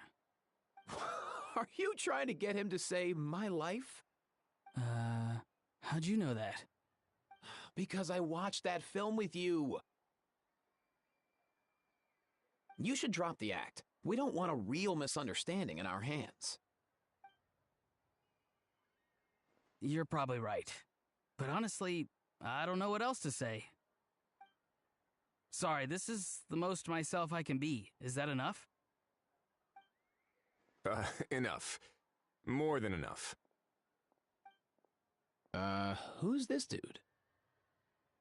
Just think of me as a staff member from the Palais Mermonia. Now, if you don't mind, I have some questions for this gentleman about that life or death treasure you were just discussing. Truthful answers appreciated, of course. Oh no, I'm toast now. What's that supposed to mean? You don't think the Palais Mermonia has the ability to protect our citizens? No, I mean, yes, of course they do. Please ask away. I could do that. But I'd rather you just tell the whole story, from the beginning. I suppose I only have myself to blame. Such a rare antique, I couldn't resist. I'm a collector of antiques. Nothing excites me more than rare, old relics, and to be completely honest, if someone's selling, I'm buying. I don't care to ask where they sourced their goods. As for the seller of this particular item, well, I've never met him in person. We've had some prior dealings, but always under the cover of coded ads in some shady tabloids. Lost and found notices, missing person ads, that sort of thing. As long as I took care to hide a time and place somewhere within the text, then slipped some mora into the envelope before submitting the ad, it would get published. And that was that. No fuss, no trace. Simple, right? Normally, everything goes off without a hitch. But this time, I arrive at the pickup spot expecting a discreet in and out, and instead, I find a whole construction crew at work. That was not what we'd agreed. But I couldn't just let it go, so I reached out to him again the same way as usual. He replied, and do you know what he said? He told me that the item's now in the Palais Mermonia. Well, he wasn't lying about that. He insisted that it would be inconvenient for him to make an appearance himself, but said that if I could somehow find a way to retrieve it from the Palais, he'd give me a discount on the price. Of course, it wasn't the discount that swung it. Do I look like I'm strapped for cash? Feeling smug now, are we? Feeling smug now, are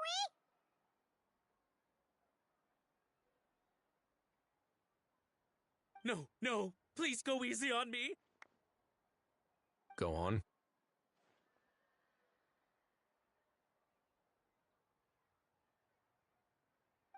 Where was I?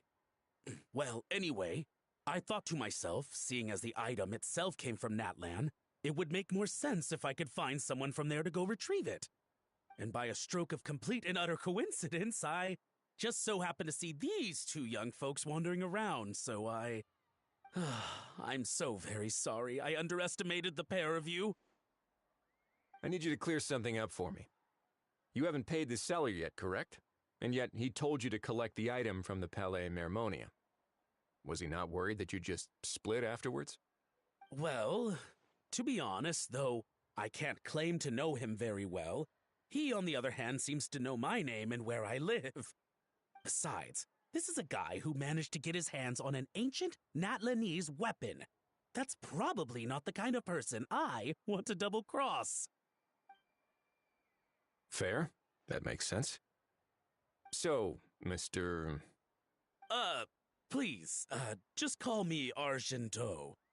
All right, Mr. Argento. Listen very carefully to what I'm about to say. It will determine how much of the rest of your life you'll be spending beneath the waves. What does he mean? Is he gonna drown him just like they do in those gangster films? Oh, I get it. He's talking about that place at the bottom of the Fontanian Sea. Shh, can it? Owing to your suspected involvement in the illicit trade of Natlanese relics, you're now one of the suspects in an international smuggling case. A trip to the Opera Epiclese seems unavoidable at this stage, but on the bright side, you still have one chance to make things right.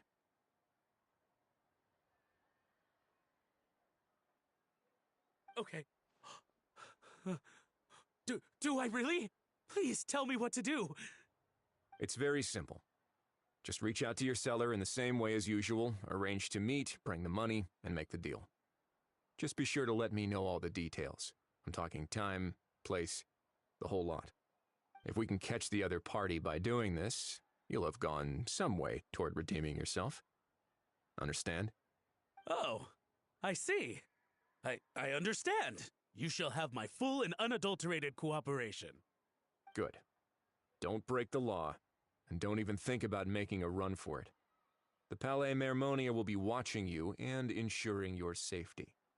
All right, take the box, but leave your ID and other documents behind. You can go now. As for you two, protocol dictates that I should take you both back to the Palais and have you sign a confidentiality agreement. But that would take a lot of time and effort. Such a hassle, bro! See, Mr. Kakuku knows exactly where I'm coming from. So, I was thinking, since you're all friends of the Traveler... I understand, sir. We got dragged into this by accident, and it has diddly squat to do with us. And out of respect for the Traveler, we won't say another word. Oh, I know this part. We better keep our mouths shut, or we'll both be sleeping with the fishes in the tailor-made pair of cement shoes. In that case, I understand completely. Not exactly what I was going for, but if that's how you want to understand it, then be my guest. Then it's settled.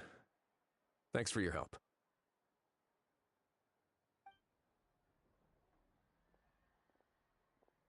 Boy, am I glad that's over.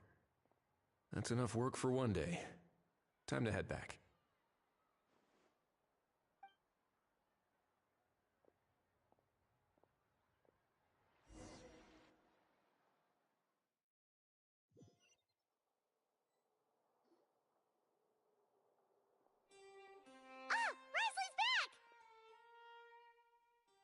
Judging by your expression, it must be good news, huh? It went smoothly, on the whole.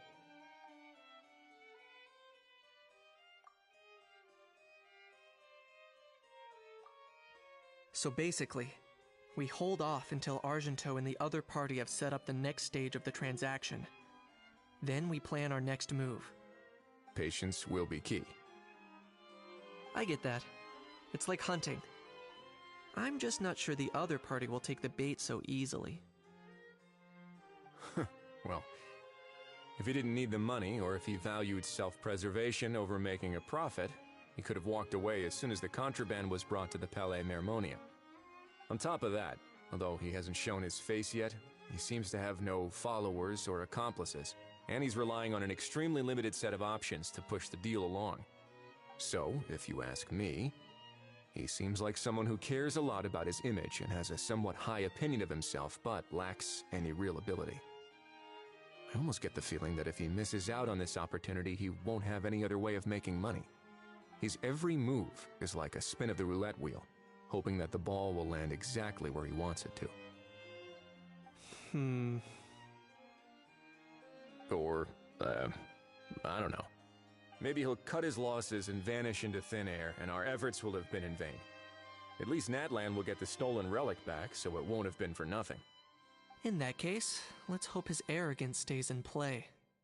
Everyone, I have just briefed the Marechaussee Phantom on the situation. As soon as there are any further developments, we will act without delay. When that time comes, we will be relying on your help. We'll be waiting for the good news!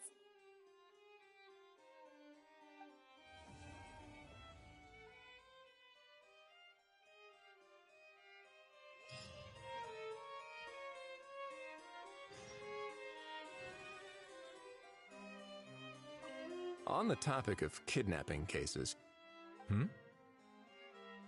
how exactly do we define the subject of a kidnapping? According to the regulations, I mean. Aside from humans, do pets count? What about sentient non-human beings? Of course, melazines go without saying, but what about a being like Kakuku? I am surprised that you are unfamiliar with the legal provisions on this matter. If I knew all the laws like the back of my hand, I wouldn't have ended up in the fortress of Meripede, would I? That is no laughing matter, Wriothesley.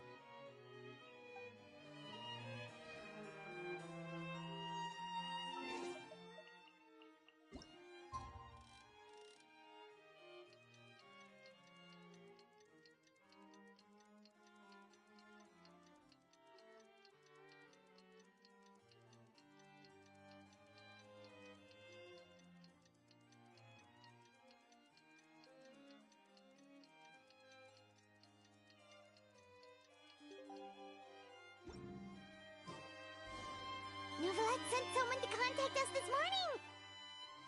That must mean there's been some progress! No time to waste! Let's head out! Stop me! These newcomers are full of enthusiasm.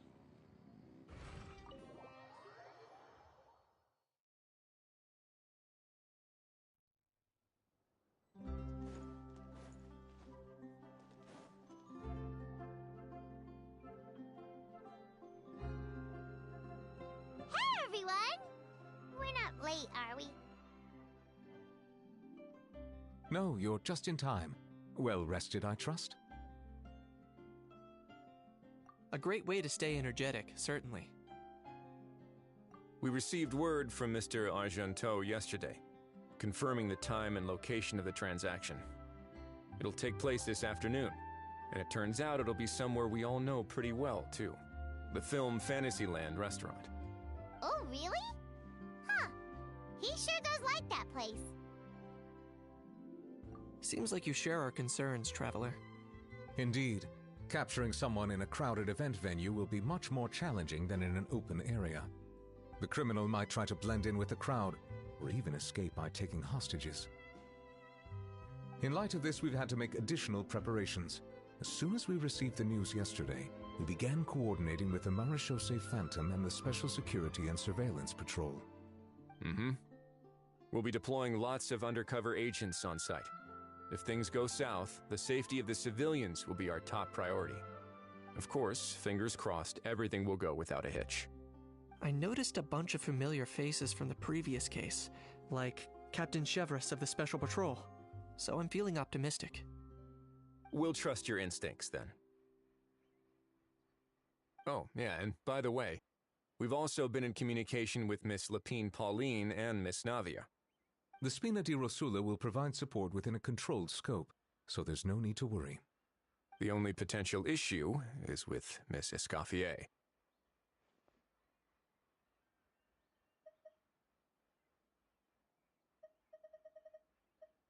You know what? That might not be such a bad idea.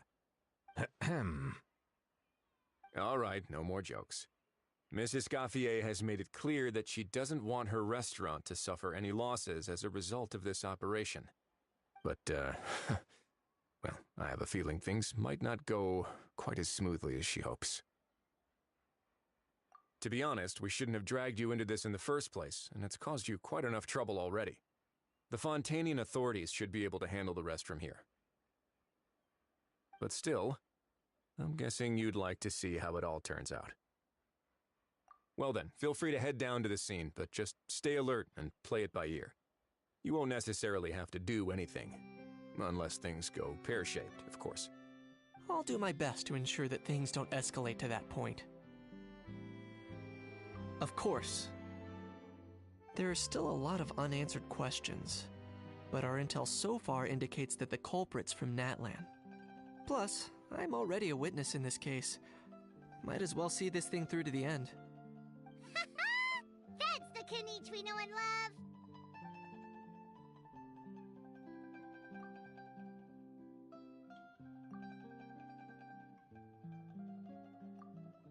Well, that's enough of the small talk. The operation's scheduled for the afternoon. If we're quick enough, we'll even have time for a few cups of tea before we leave. Oh, and let's grab something to eat too. Can't work on an empty stomach, you know. And rooting for you. It's a very important job. All right, I'll head over to the venue now. Ahal's been harping on for days now about this event-exclusive meal he wants to try. Guess I might as well shut him up sooner rather than later. See you in a bit. I look forward to hearing how it all goes.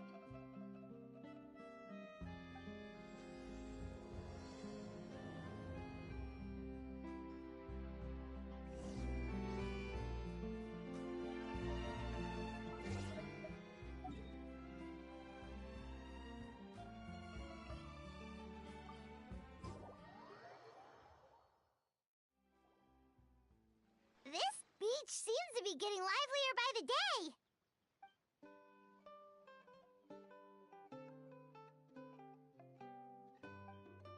Traveler, Paimon's getting kinda hungry. Let's go check out the restaurant menu, shall we?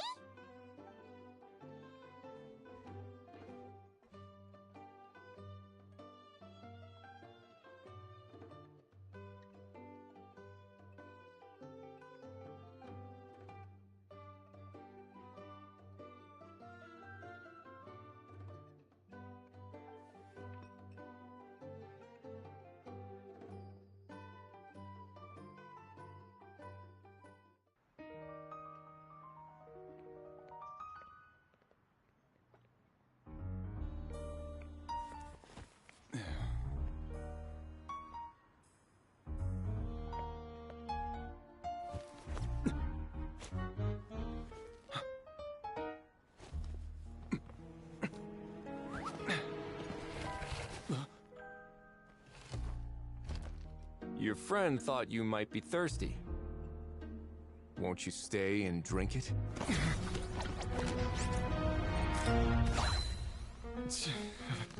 I tend to steer clear of drinks left out in the open.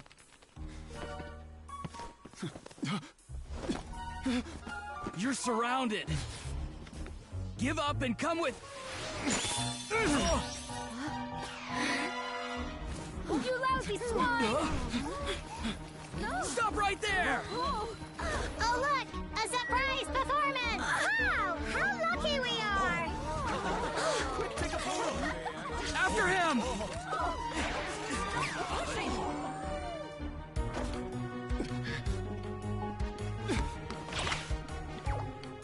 Sorry, my guy. Unlicensed and illegally docked, this boat's not going anywhere.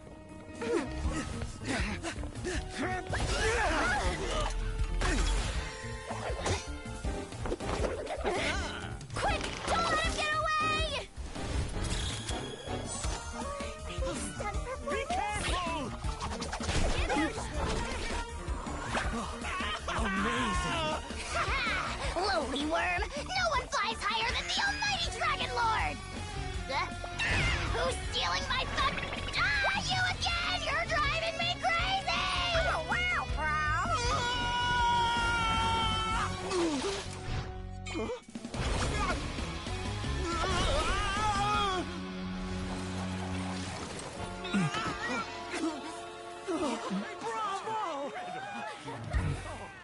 All right, that's a wrap.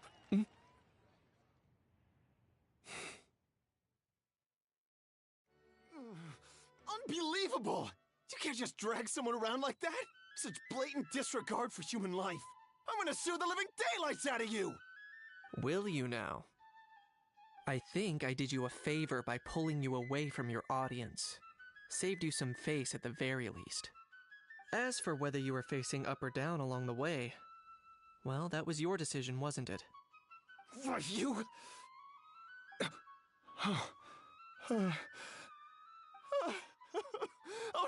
All right, I admit it. I was in the wrong. Oh, of course I know the difference between right and wrong, but I had no choice. I desperately needed the money. I was an expert on ancient relics. Not only did I have a successful career, but a happy family too. But my son, I never imagined he'd turn out this way. Fell in with the wrong crowd and ended up shoulder deep in gambling. We had some savings, but he drained them away like a waterfall. Once he fell into debt, he had creditors regularly coming over to threaten and intimidate him. I'm his father. How could I just stand by and watch him suffer like that? Oh, my son is about the same age as you are. If only he could have turned out more like you. That's the only reason I needed the money. Please, believe me. You... Please, kid, I'm begging you. Help me. I see you're from Natland too. That makes us brothers. Please, have mercy. I still have a chance to help my son straighten himself out. But only if I get back. If I go to prison now, he'll be doomed, I tell you, doomed! And isn't standing together and fighting for a better future what families do? Our fate is in your hands, young man. Please, have a heart. Something wrong, Kanich? Gone soft, have we?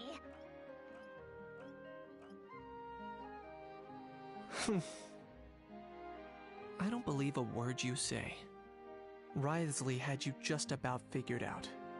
You're a gambler. Pure and simple. A gambler? Me? Nonsense! I told you, it's my son!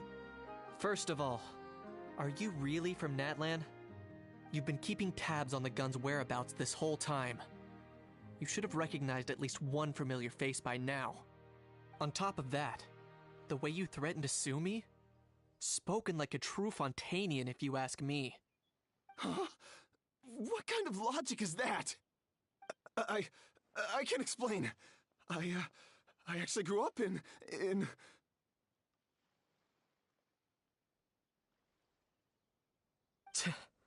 I don't want to hear another word. Ahau, here's your chance. Shut someone else up for once. The moment I've been waiting for. Eat this, scumbag! Being a compulsive liar is one of the hallmarks of a die-hard gambler. I bet you're just a Fontanian pretending to be from Natlan. Even if you have any friends or family to speak of, I'm guessing they've long since cut all ties with you. And you have your depraved ways to thank for that. Of course, I might be wrong.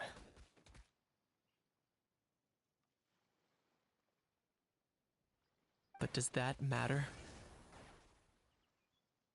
I'm just here to arrest you. If you're looking for an advocate or a shoulder to cry on, you're out of luck.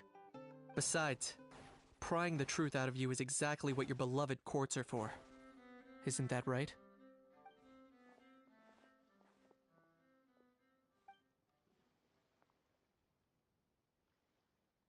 Many thanks.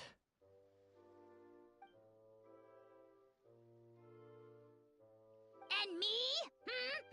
What about me? So rude. You should be bowing down in gratitude to the almighty Dragon Lord.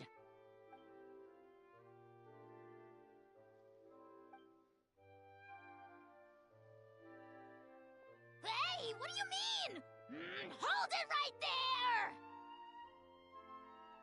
Don't worry. I'm fine. I wasn't the one who just got dragged all the way here.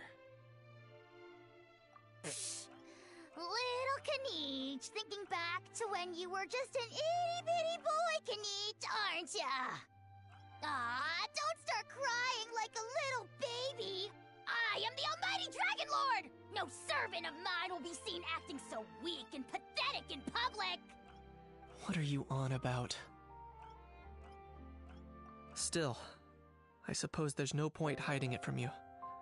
To put it plainly, I can't stand gamblers. They're the most irresponsible people in the entire world.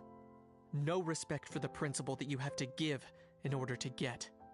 They'll tell 1,000 lies for a single coin, deluding themselves into thinking they can use it to gamble their way to a vast fortune. But we all know that even when it looks like you're getting something for free, there's always an unseen cost. In the past, I also ended up paying a price for my father's gambling losses. I don't want anyone else to end up in a similar situation if I can help it. Don't feel sorry for me. I certainly don't feel sorry for myself. They say that people are shaped by their past, and since I've made it this far, I must have done a lot of things right.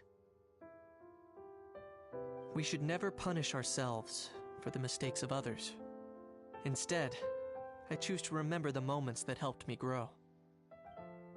Like when I first learned to use a grappling hook, or the very first time I yearned for knowledge. Yeah, I believe you. Let's get going. If we don't head back soon, we'll cause more unnecessary worry.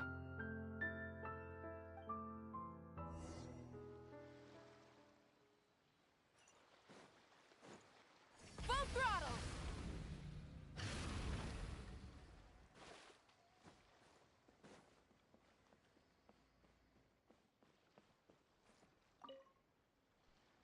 Yay! Traveler, Kanich, you're back! We just saw Chevro's taking the criminal away! She looked pretty pleased with herself. Haha! So after so much running in circles, turns out he had no fight in him, huh? Guess running away was the only trick up his sleeve. Oh, also, Risley said to let you know that he's already left. He went to report back to the Palais Mermonia.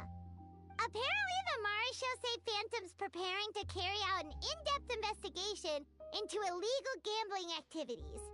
Sounds like they'll have their hands full. Anyway, that's for the Palais to worry about, not really our concern.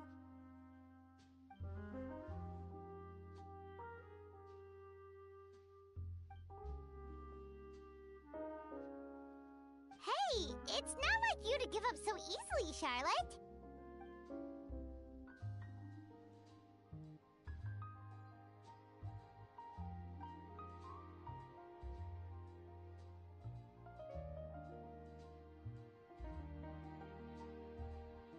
Make sure you pick the best shots of Paimon.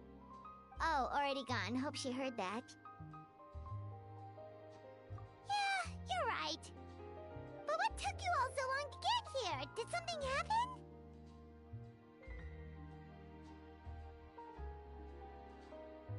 What? Rumors and slander! When have I, the almighty Dragon Lord, Kahulahau, ever sunk to such sniveling? Often, actually.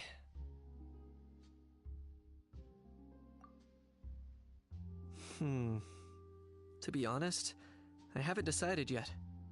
At the moment, I've got nothing urgent to get back for. And, in any case, the court might need me to testify again. Plus, that gun's still a key piece of evidence. I'll probably have to wait until the case is closed before I can return it to Natlan. So, I guess I'll be sticking around to enjoy the beach a little longer.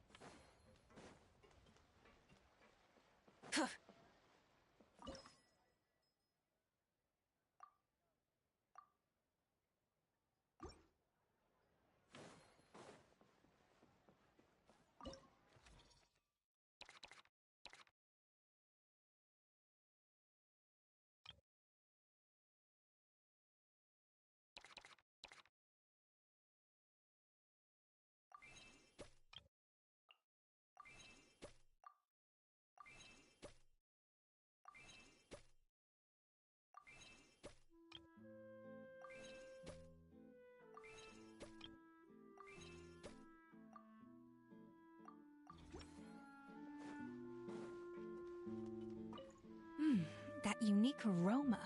I wonder how you'll inspire my cooking this time. It's nothing.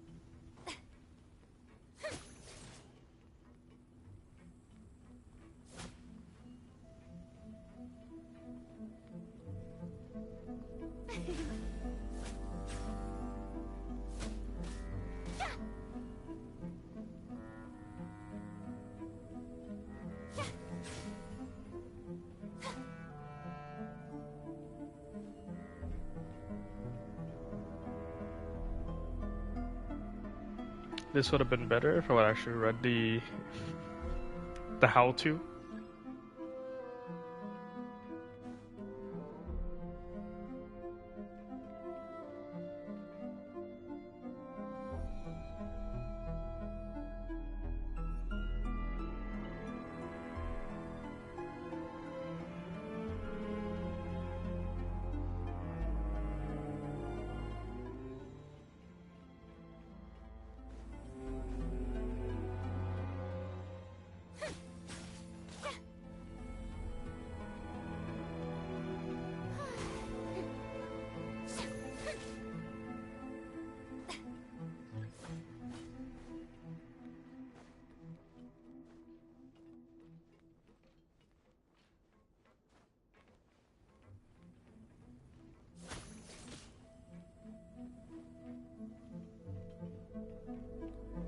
What am I missing?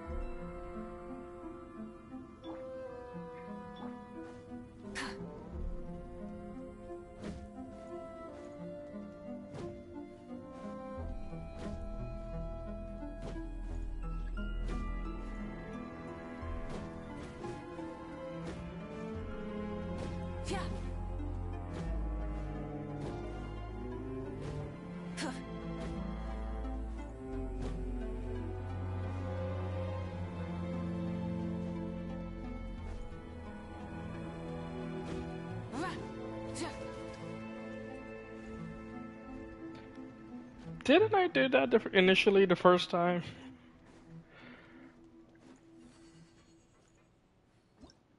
Okay.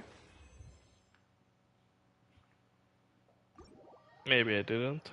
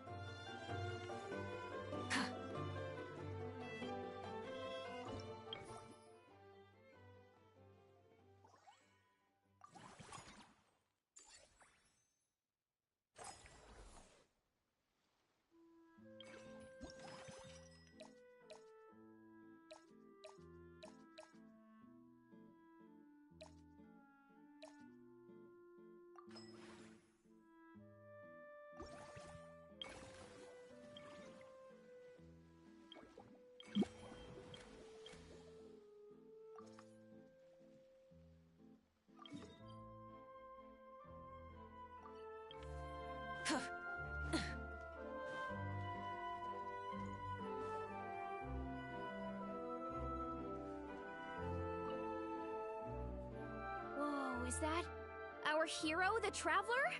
And Paimon, too!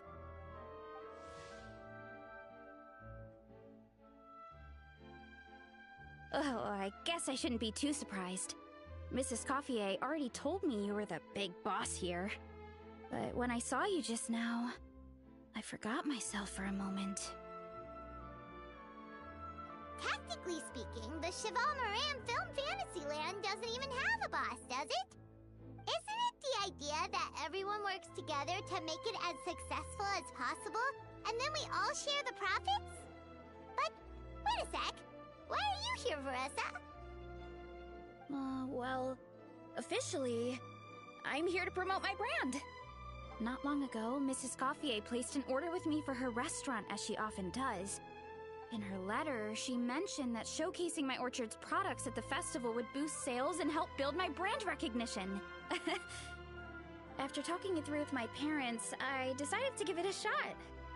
Now that I'm done with the restaurant's ingredient order, I plan to sell the rest of my fruit directly to guests to help quench their thirst, of course. The thought of enjoying fresh fruit from Natland here in Fontaine does sound pretty appealing. But with this many customers, wouldn't it be exhausting to watch the stall all day? Huh? Am I supposed to be watching the stall the whole time? There's an attraction over there called Movie Masterpieces, right? I heard some of the challenges are based on famous films. Some of those films have even been adapted into great comics. I'd love to go give it a try.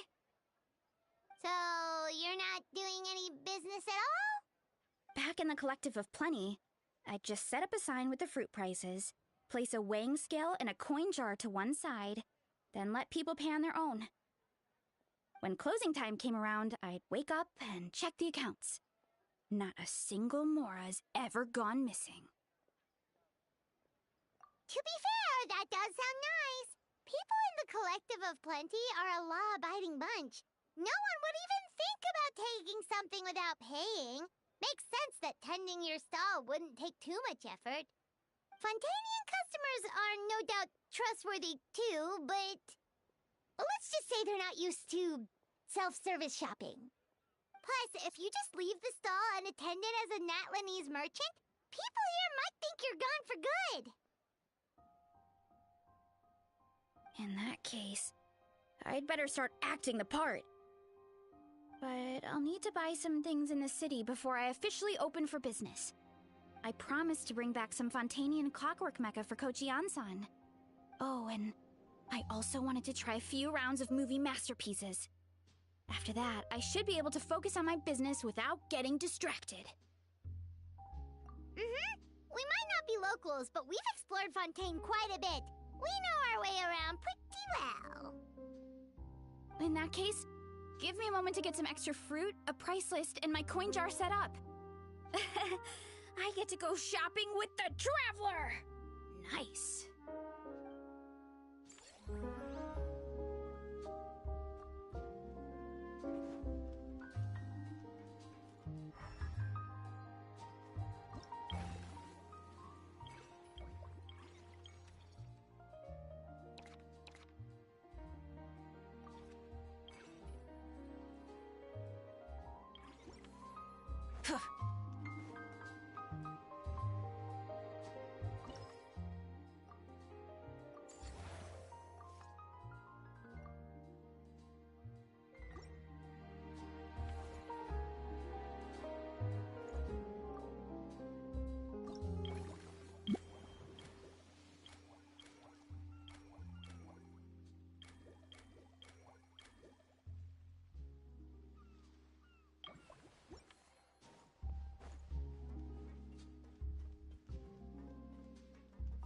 You've got this park off to a great start, partner.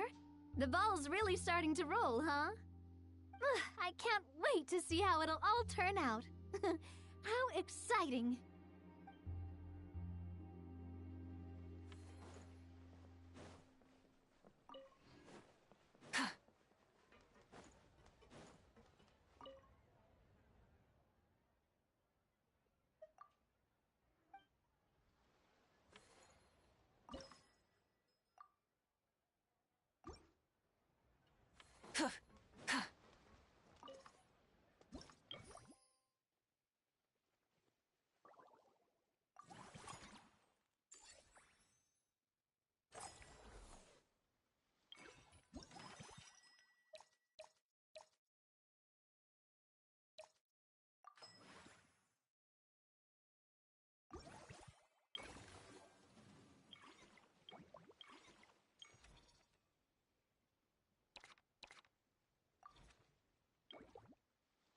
Exploration and trials.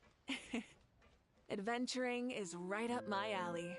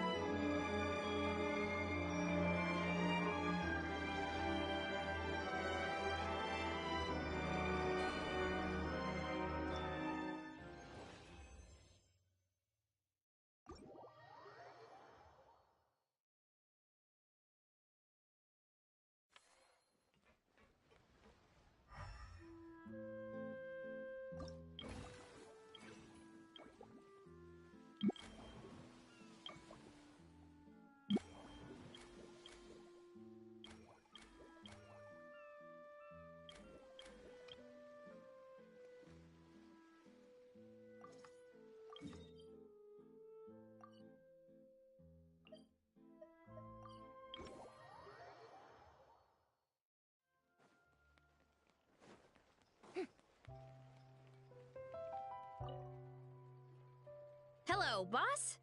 I'm from the Collective of Plenty. You might recall receiving a letter from us requesting you to design some components. Wait a sec. Why does Eon-san need clockwork mecha? Nothing like that. Our coach just wants to fine-tune her gym equipment so people can target different muscle groups more easily. She mentioned something about a rowing machine to focus on back muscles, as well as a pec deck and a leg press machine. The parts that connect the ropes and weight plates wear out easily, but they need to be strong. So Coach Eon-san thought she'd give Fontainian Clockwork Mecha a try. It all sounds so technical. When did fitness turn into some kind of complex engineering problem? To be honest, I don't really get all the details either. But if it works out, I'll be sure to train according to her revised method.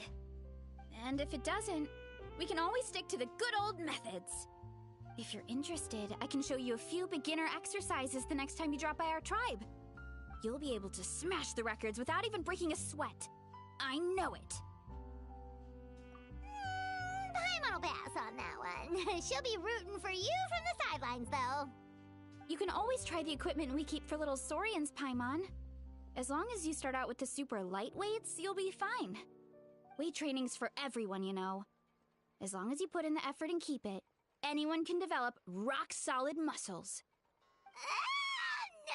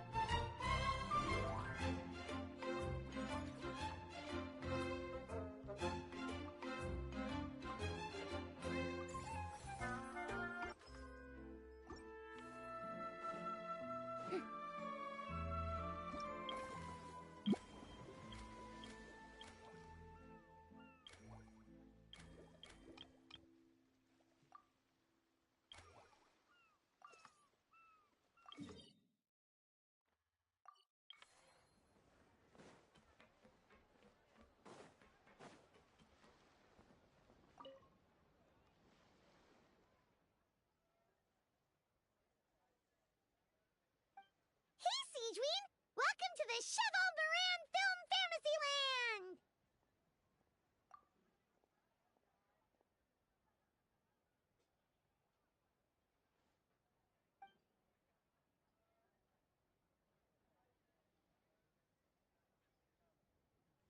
Oh, your encouragement leaves Paimon feeling even more motivated than ever!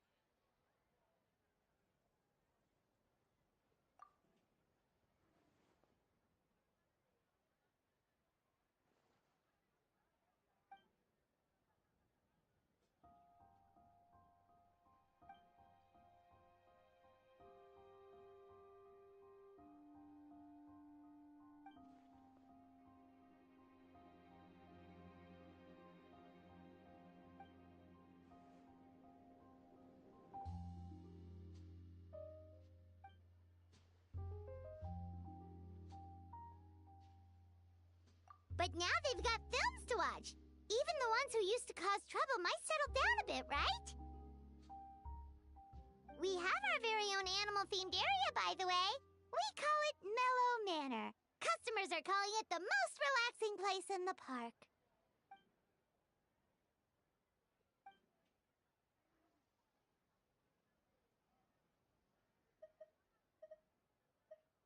Oh, you mean we could invite Siegeween to be a consultant at Mellow Manor? Now that you mention it, that sounds like a great idea! Siegeween's great at caring for people, and she's so warm and gentle. Looking after animals should be a piece of cake! Yeah, like someone who gives advice and tells the park staff how to do their jobs better. The workload won't be too heavy, but it's important work. Besides, you'll mostly be playing with the animals.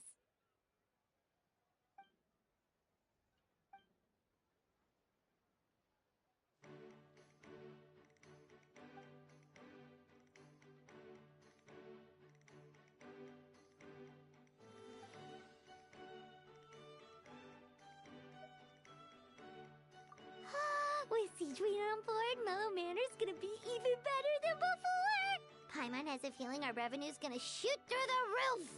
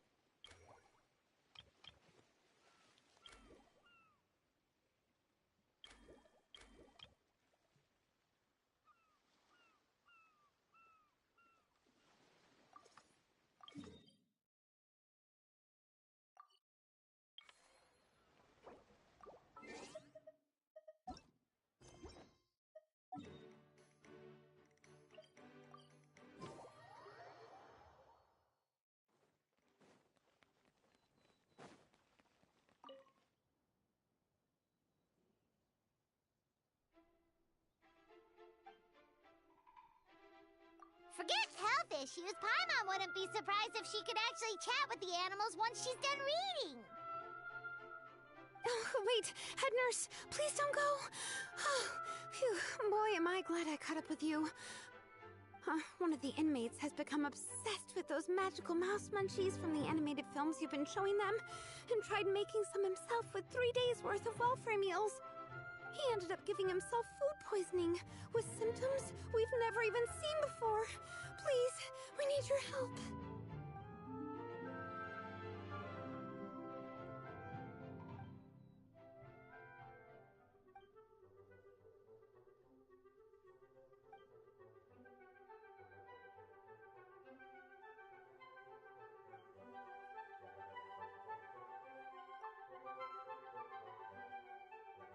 Sijui sure has it tough. Not only does she have to worry about taking care of her patients, she also has to clean up after those troublemakers. Why don't we prepare something tasty for her? It might help lift her spirits.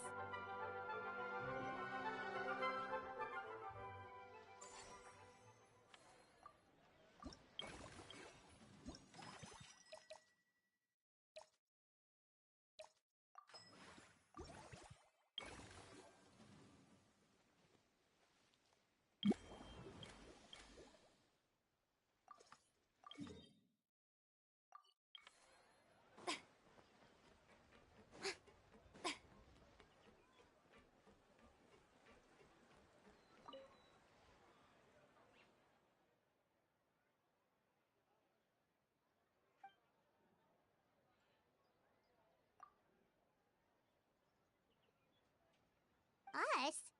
Wait, but Paimon hasn't seen Linny anywhere.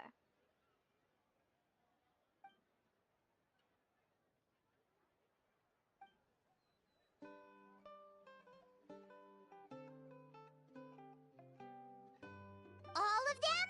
That's some serious dedication right there.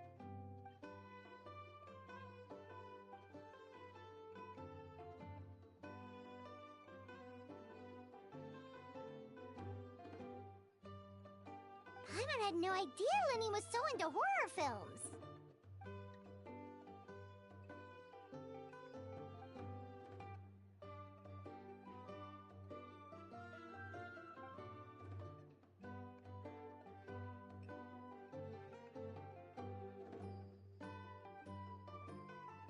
Well, that's a side of Linny we've never seen before.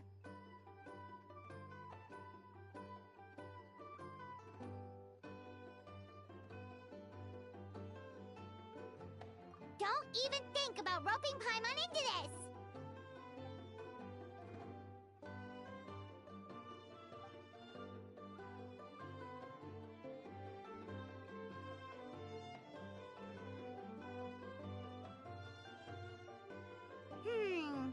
Sounds like eclectic escapades would be more to your liking then. Want to give it a try?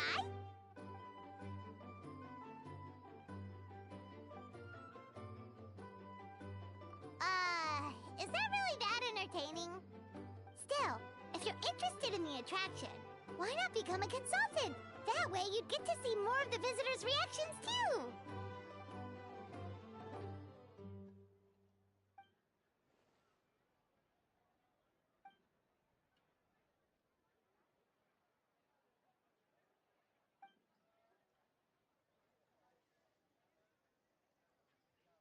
Great idea! If we can get Linny on board, the Cheval Moran Film Fantasyland will be even more popular than it already is!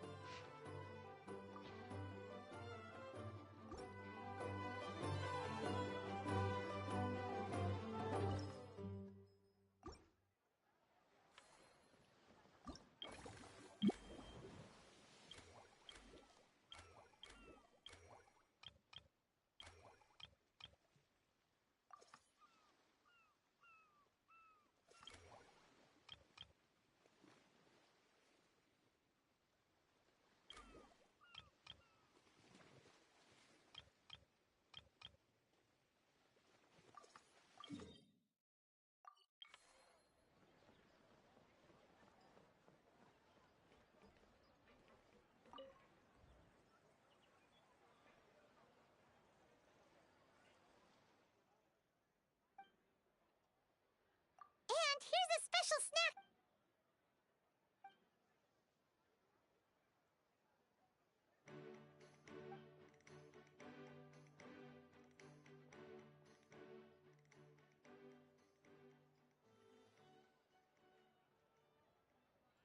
Is it because they aren't paying any attention when they're watching? Or is it some rebellious mentality? Whatever you tell me not to do, I'll do it just to prove you wrong type of thing?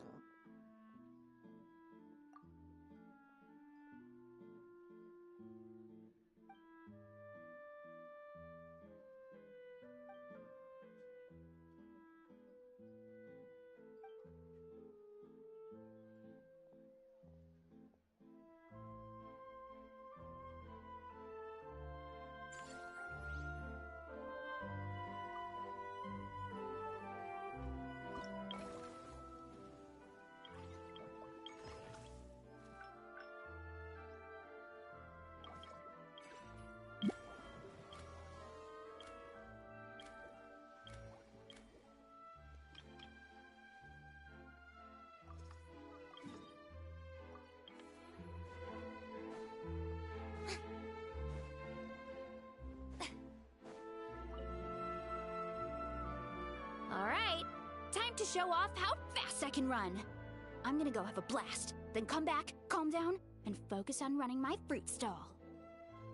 That's right. Last thing you'd want is to get too absorbed in having fun, then suddenly realize you're starving because you haven't eaten anything for hours. Funnily enough, Paimon can think of someone else with a bad habit of getting so into things that they forget to eat. No matter how busy you are, nothing's more important than staying well-fed, hydrated, and healthy.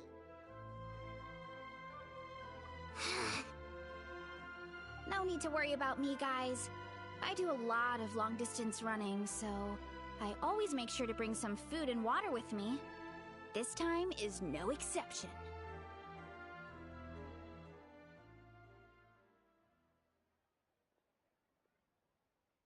Woohoo! That was incredible! How was it? Did you get through all the levels? It was amazing! Not only did I get a super high score, but I also checked up on every homage to the original films, and even recreated several iconic scenes starring comic book superheroes. I'll focus on doing business this time round, but if there's ever another event like this, please let me know as early as possible. I want in! Yep. You know what? We should let you design the levels! I'm sure all the fans will be thrilled! That would be great! Anyway, back to business.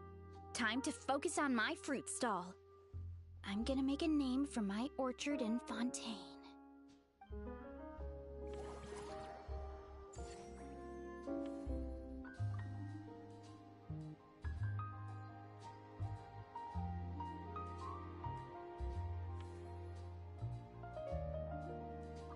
Seeing how happy everyone is here, I can't help smiling myself. Would you like some fruit? Feel...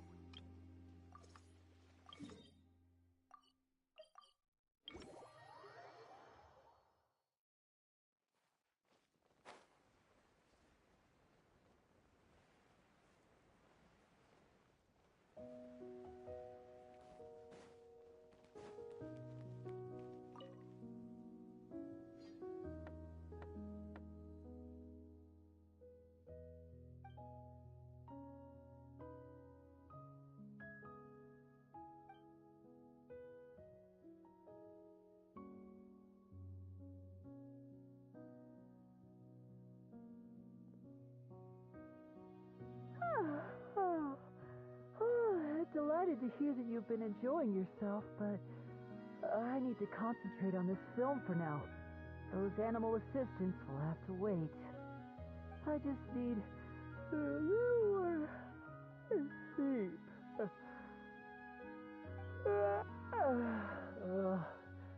Every time I close my eyes, I keep thinking of new tricks. So tired. Can't sleep, but can't get up either. That's right, Lenny. A change of pace should stop your mind from wandering. Wait, Traveler? Paimon? You two are here as well?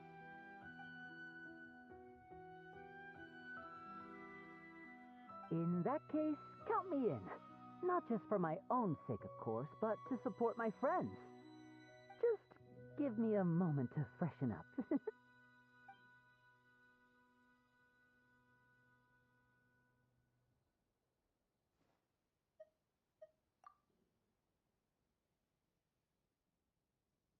Sounds good! Getting Lenny to cheer up and visit the amusement park's surely our greatest success yet!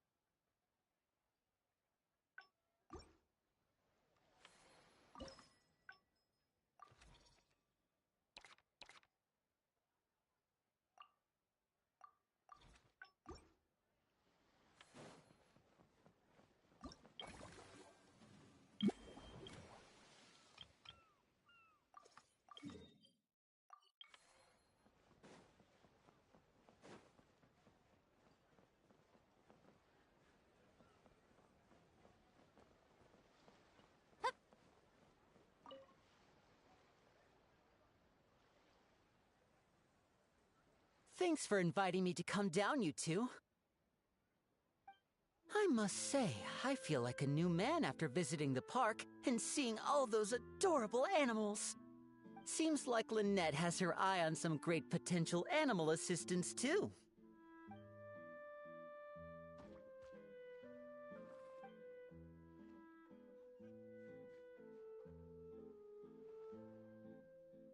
Oh, and did you see those weird mushrooms? Can we take home a few of those as well?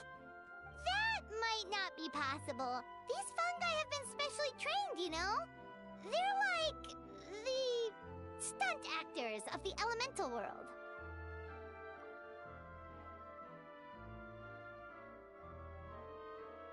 Are you sure about that? Paimon's pretty sure we've never seen a cat anywhere near as big and as soft as a fungus.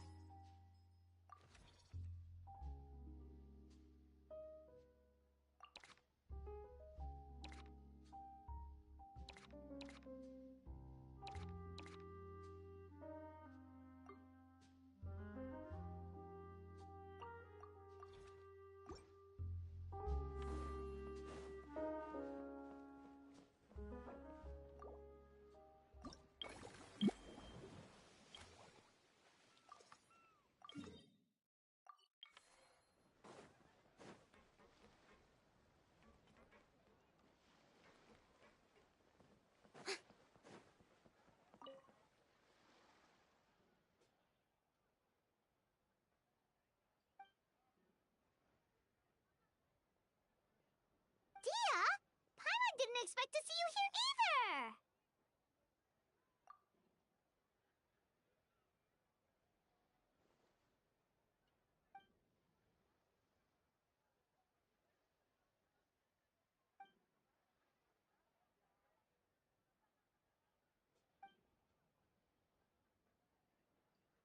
Guess that's not scenery most Fontanians see every day, huh?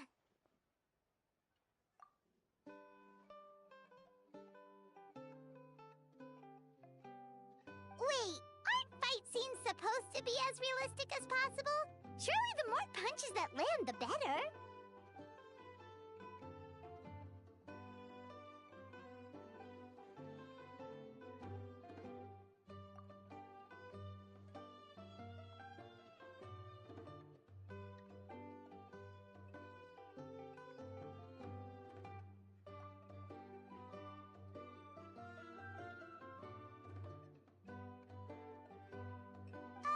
You sure that's okay?